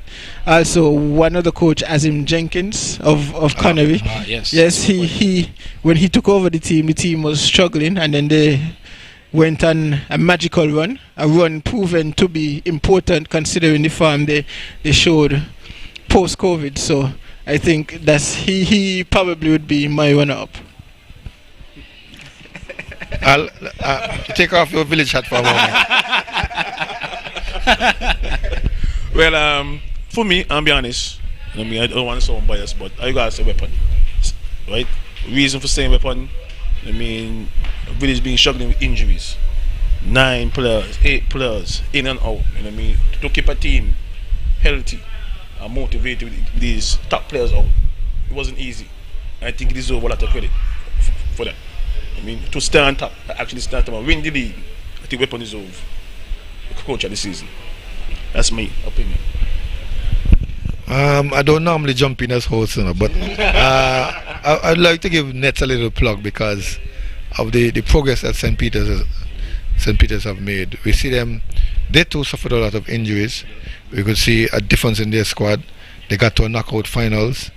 They got into the Super 6 for the first time in a long while. And this is a team that has immense talent. And we use the word manager. You have to manage those players. You have to manage those players. And I think he did a good job. Notwithstanding that too, you also have to give my nemesis, Iwai Congo Jeffers, some kudos. Because St. Paul's, week in, week out, we always say here we don't know how they do it. I'll put it another way. We know how they do it. But it works every time. Kudos to him. He has gotten a pattern, he has stuck to it, created a very defensive team, a very hard nut to crack. So I'd have to throw those two in the mix. One more question. Since we're here on the last, this is the last match, this was the last match, ended 2-2. It's now playoff time, but I'm going now to the numbers of teams in the Premier Division. Do you think we should go back to 10, 11, 12, 8 even? What are your thoughts? Well, coming from this season, from what I saw, we had of the bottom 2 teams, especially, even the bottom 3 teams. I think the league will be better off with 10 teams. It'll be more competitive, a lot more tighter with 10 teams. I think we saw with security forces conceding 100 goals, over 100 goals in the season, and going down with a mere 6 points, 1 win for the entire season. I think the league would be better off with just 6 teams, and I've always preached with 10 teams. 10 teams. 10 teams. I've always preached the disparity between the bottom of the Premier League and top of Division 1, and I think that's a serious issue that ought to be addressed, because we've seen teams year in year out come in and straight back down, yo-yo, up and down, and I do believe that 10 teams is the best remedy for the league. Well, that might be true. Even when we had a 10-team league, we did see teams going up and down. So I don't think the 10 teams would necessarily address that. If you're going to go to a 10-team league, which I don't have a problem with, then you can't really have a Super 6, because then that's more than half of your league going in the playoffs, which would we would have to go back to Final Four, because that will diminish the quality of your league. So it would have to be a decision between how many teams you want in the playoffs and how many teams you want to compete in the Premier League. Once you can answer that question and strike a dichotomy between the two, then you can say, all right, let's have a 10-team league, we'll go back to a Final Four. Then, of course, you'll have the issue of having the Super 6, and why the teams agreed to a Super 6 was that you wanted more teams in, so you could have more competition, more games played, and more games for the fans. We will have to wait and see how competitive the Super 6 is going to be. I'm hoping it will be, and I think it will. So if you're going to do that, then you'll have to stick to a 12-team league. But I do understand the point LaShawn is making about having the 10 teams. It's better quality, more competitive. We've seen bigger countries with probably even more high-profile league with 10 teams. So maybe that's something we need to look at as a small country, to look at a 10-team league. But again, you have to answer the playoff question before you can do that. But Andrew, let me add something here, right? Make it interesting too. For me, it matter if it's 8, 10 or 12. My point is that is the prize money. If you put in the prize money and bust it into now, like the 50,000 here, half of the 50 will go to the league winners.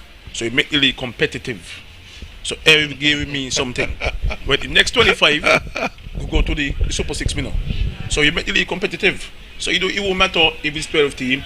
So everything have to compete, because everybody want to shatter the 25,000. That's a good point. But the question is, with the teams who know they have no chance of winning, even vote for that? That's another question, because you still have to put it to a vote. It's competition. What Mantab tonight? Who knows? We might never know. But so stars. So I just say, for argument's sake. Yeah. I think, you bust the prize money into. The 25 go to the league winners, and the next 25 go to the Super 6 winners. So the league will be competitive. We'll be competitive all around. So every game means something. For now, a team might say now, but watch you. We ain't get up for the league winners, $1,000 ain't mean nothing, so I'm going to invest my players them. this game ain't gonna show me me hard team. So you know, so every game means something. Cause everybody want the 25. But you could also argue the point that with the Super Six make it more competitive, because if you realize, I can't tell the last time we've actually had a very competitive and exciting end to the regular season. With a Final Four, we've seen it with this Super Six, because you've seen teams like Old Road. Who thought Old Road would have had a chance to qualify? Yeah, the Final At one Four point, normally, Sadler's, yeah. You're right. The Final Four normally the teams have been decided already. Would have decided already, but with the Super Six, you have teams like Old Road, Sadler's, St. Peters, trying to fight. And then, of course, knowing that when you get into the playoffs, you're gonna get some money, as opposed to, well, if you're in the regular Final Four and you don't have a chance, then you're not getting anything. Yeah. So I guess say one, say two. Well, let me throw some more apples in the apple cart. I don't know if the apple cart will turn over, but this has been a platform for me. I wouldn't say that I had intentions of running for president of the Football Association, and my mantra was semi-professional football. I let it soak well because y'all have to comment on it. It is time that we move towards semi-pro football. This thing about 25,000 for the league and 25,000 for the Super Six, it means that only one team gets it. One team, one winner. They walk with it. They walk with the lion's share. So you're saying split the money and make it to a semi league? It's time that players start to make money from football, semi-pro football. LaShawn. I do agree with you. With that players are to be making money to a semi-professional, professional football league, but it's how it will be run, how it will be relegated, how it will be governed, and who would bear the cost of all of that is always the issue. Should the SKNFA should be the paymaster for such a league, because normally in leagues the people who run the leagues don't normally pay the athletes. It's the burden always fall on the clubs and the franchises. So it is how would that be governed is the question. Is the big question. You want to answer some of the questions? Yes. Well, let me hear Andrew and Al first. Well, that's a very good question that LaShawn raised. Who's going to pay the bill? If we look at other semi-professional leagues in the Caribbean, it's always a partnership between their football federations and private entities. In fact, there's a discussion right now in Jamaica where which is a semi-pro league, they're looking to partner with. They've actually put together a whole plan to get private corporations on board to fund the Premier League and to be able to pay even the players even more. They're looking also to franchise the broadcast rights of the Premier League to private entities, maybe even Sportsmax or other entities that could pay the money to broadcast the games and all that. So I think it'd have to be a partnership between the SKNFA and private donors, or a company or a group of companies coming together and say, well, let's make this happen, let's make it a semi-pro league so that the players can get paid, and of course assist the clubs to professionalize their operations, because you can't have a semi-pro league with amateur clubs, because then that's a recipe for disaster. So you'll have to help the clubs as well to professionalize the ladder would be professional or semi-professional. Should the president of a Kean football club be amateur, while the club players are semi-professional? So that will have to be decided. Let me try to bail some water out of your boat. Let me try to bail some water out of your boat, because your boat sinking. You cannot think of the regular clubs that we have. That's why I say professionalize the club. Not professional clubs. You just need 4 franchises. The players from the various clubs will get into those 4 franchises. Probably 3 on St. Kitts, and maybe 1 in Nevis, and everybody mixed up. You have 4 teams to start with. Something like CPL. You have the franchises, and of course, as Andrew said, you have to have sponsorship, that would be big, television rights, private sector, and government. So you'd have a Final Four for the entire season? Even not the entire season, just for 2 months. Maybe just for 2 months to have a semi-pro. 2 months, a short space of time. So you have your regular season for your clubs and so on. When that is done, you have a 2-month window where you go semi-pro. 4 franchises. You have players from all over the place. Just like how you bid for players and so on. So Ajar goes to I don't know, Booby 11. Somebody else goes to Brimstone Fire.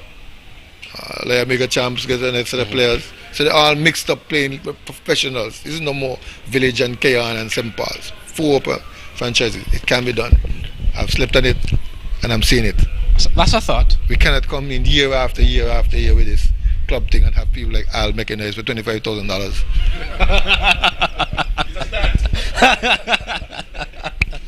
And then when the club gets the $25,000, people like Sean and them gone over to Marriott and spend half the club money. Just saying. The question would be how attractive would that be? Because football, one of the main attractions of football is the community spirit, the community drivenness that it brings. So and players probably may not want to go play with a team. Yeah, yes. How attractive would it be? Would be the I don't think we're talking about semi-final. We're talking about making money from playing football. I understand that. But you also if they don't want to go, you only 4 franchises. You have to remember also, the league is going to make that money back through gate receipts. Yep. And one of the things that drives fans into the stadium is that community pride and that linkage that they have with their team. Village fans come out to support Village. Keon fans are really coming out to support Keon. So if they don't have that community factor, I mean, I could give you a good example right now, even with the CPL. There are people who feel disconnected with some of the teams because a lot of the players on the team are not Kittians or not in the vision. For example, the SKN Patriots. Right. And you could make the same argument for some of maybe a St. Lucia, like the St. Lucia Zooks. People will come, but you will get greater numbers when you have that community linkage. You could still have the semi-pro league with the clubs. Maybe you might have to listen 1 or 2 to narrow down the gap. But again, if you apply, because it can be, if it's done in other countries, even Antigua, you just go across the road to Antigua. Antigua does it. Let's think ahead. Antigua does it, and they're just barely bigger than us. Let's think ahead. You already get your season where you have your community clubs doing their thing. You get your final 6 or your final 4. That's it. You get your thing already. You don't get your idea. Now you're going into franchise football with 4 teams. And looking on the road, we're talking about bringing in players from outside, from Trinidad, from Antigua. Maybe a few retired English players may come. Well, the way I would see that work, the way I would see that 38 or 40. The way I would see that work with fan support is if you group the team. So if you say, all right, the team's in the west side, then you have a team on the west side, you have a team from the east. It could be that way. You have Nevis, and you have another, the northern teams like St. Paul's and the AB Saddlers. Then that way, I think it could probably work. Yep, it could be that way. It's a thought. That's that. The water bail out the boat. The boat is sailing again. The semi-pro boat is sailing again. Now, guys, we had a nice discussion. I'd like y'all to, any closing remarks you'd like to make about football in St. Kitts, what you've seen so far. Well, as I said at the halftime show, I want to thank all the viewers who have supported the broadcast for the season, especially since the restart. We've gotten a lot more numbers. And then again, this would not have been successful without the fans. So we want to thank them. We want to thank the SKNFA as well for supporting financially, and also to the team that's on board. As it pertains to football, I think we're very fortunate here in St. Kitts Nevis to still have football, considering what we are seeing around the world. I mean, there are countries like Jamaica and Trinidad that right now can't have football because of COVID, and we here in St. Kitts Nevis are able to see out the regular season, when at one point we weren't sure what was going to happen. So I think we're very fortunate. We should be very thankful that we're still been able to sit here tonight and watch the very last game of the regular season, and now looking forward to a Super 6 playoffs. Finally, for the Super 6 playoffs, because for the last 2 seasons we've been trying and things have been coming in the way. So finally we're getting the Super 6 playoff, and I'm looking forward to it. Al? Yeah, I want to say thanks to all the viewers also. I want to say thanks to the SKNFA and the team here worked very hard, 19 night out. I want to say thanks since they're here to all the villagers them for coming and supporting village team. I'm looking forward to see you Wednesday, 7 o'clock. 6:30 be here early. 6:30 we have a treat for you. Well, hold on. Let's just discuss with the producers, send a bill to Village Superstars. A little advertisement. The president right up there. A little advertisement there.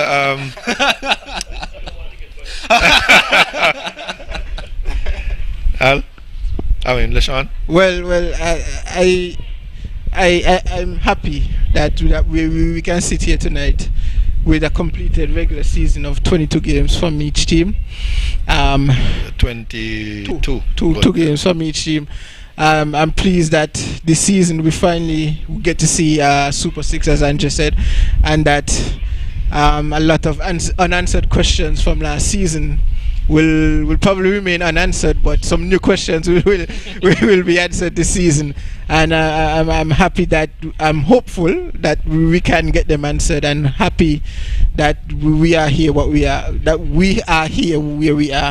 and I'm also grateful for Andre and the SK Newsline for also broadcasting the games and having me from the very beginning of this broadcast. So I'm also pleased with that, and to hopefully the broadcast can move on to bigger and better things in the future. And let me just take this opportunity as well to thank you guys for being on the team. Al, Watts, Richards, LeSean from the very beginning, as he pointed out, and all the others. Kenneth Bob, who wasn't here tonight, for really being on the team, because you guys made the broadcast happen. Without you, there will be a missing element.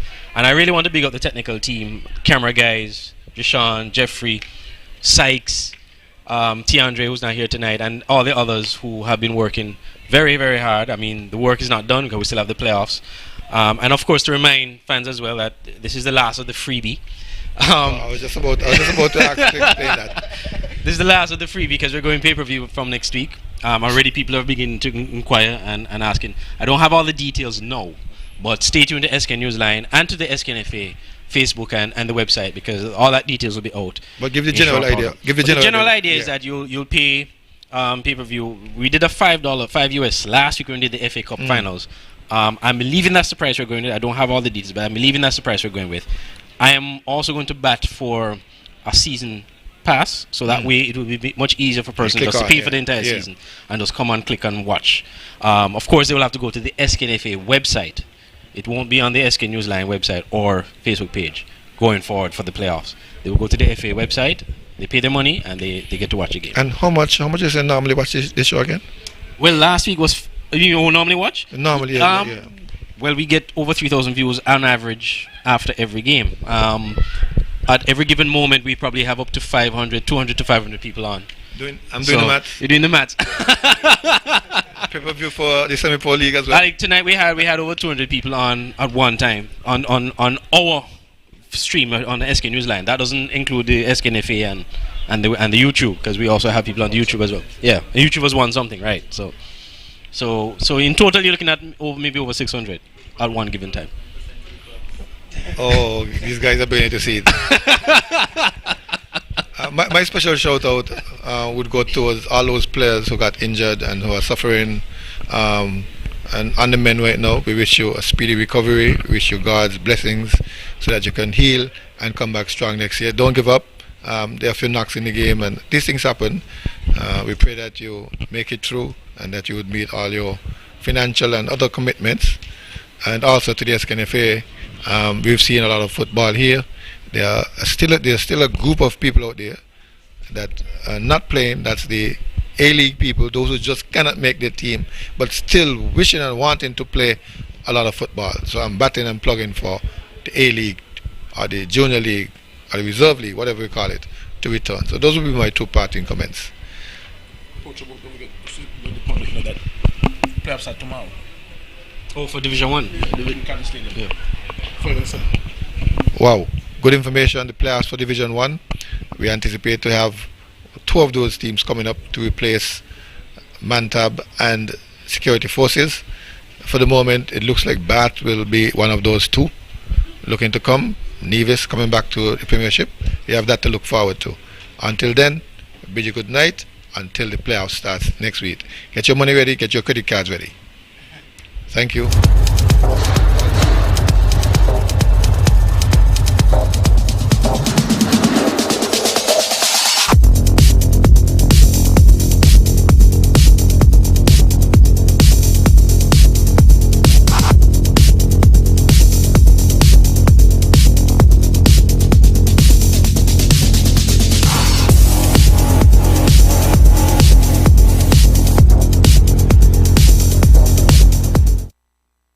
entire month of November, Smart Electronics is having the biggest sale on island. 3-in-1. Yes, 3 sales in 1 month. From the 1st to the 26th. And on the 27th is their massive store-wide Black Friday sale. And don't forget, on the 30th is Cyber Monday. You get to take advantage of all. And when I say all, I mean all gadgets and electronics store-wide, including cell phones, tablets, smart TVs, laptops, refrigerators, washing machines, and much more. Don't you miss out on the biggest sale on island. 3-in-1 sale for the entire month of November. Terms and conditions apply. Smart Electronics, way to live a smart life.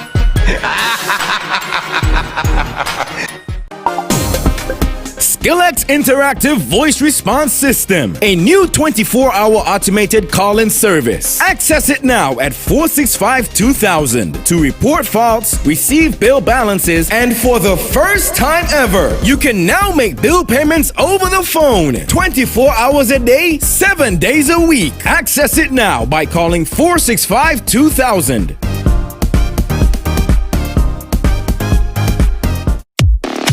It's the new and improved SK Newsline Android mobile app. With the SK Newsline app, you can watch your news reports, the SK Newsline newscast, sports, special features, and so much more. You can also send us a WhatsApp or call us directly.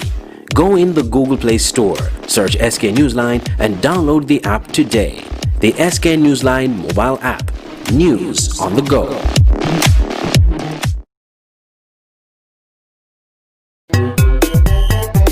Strictly Sports is back! Strictly Sports is back! And better than ever! The website that brings you all kind of sports. No rumors, no nigga business, just sports. Log on to www.getstrictlysports.com. That's GETSTRICTLYSPORTS.com and get articles, features, videos, and photos. Local, regional, and international stories. And don't forget to check out our online sports store. It is little right now, but in time it will get hugely. And we have lots of room for you advertisers. And advertising is free right now. You heard me right. Free. Just call 762-3134 for more information. This is good.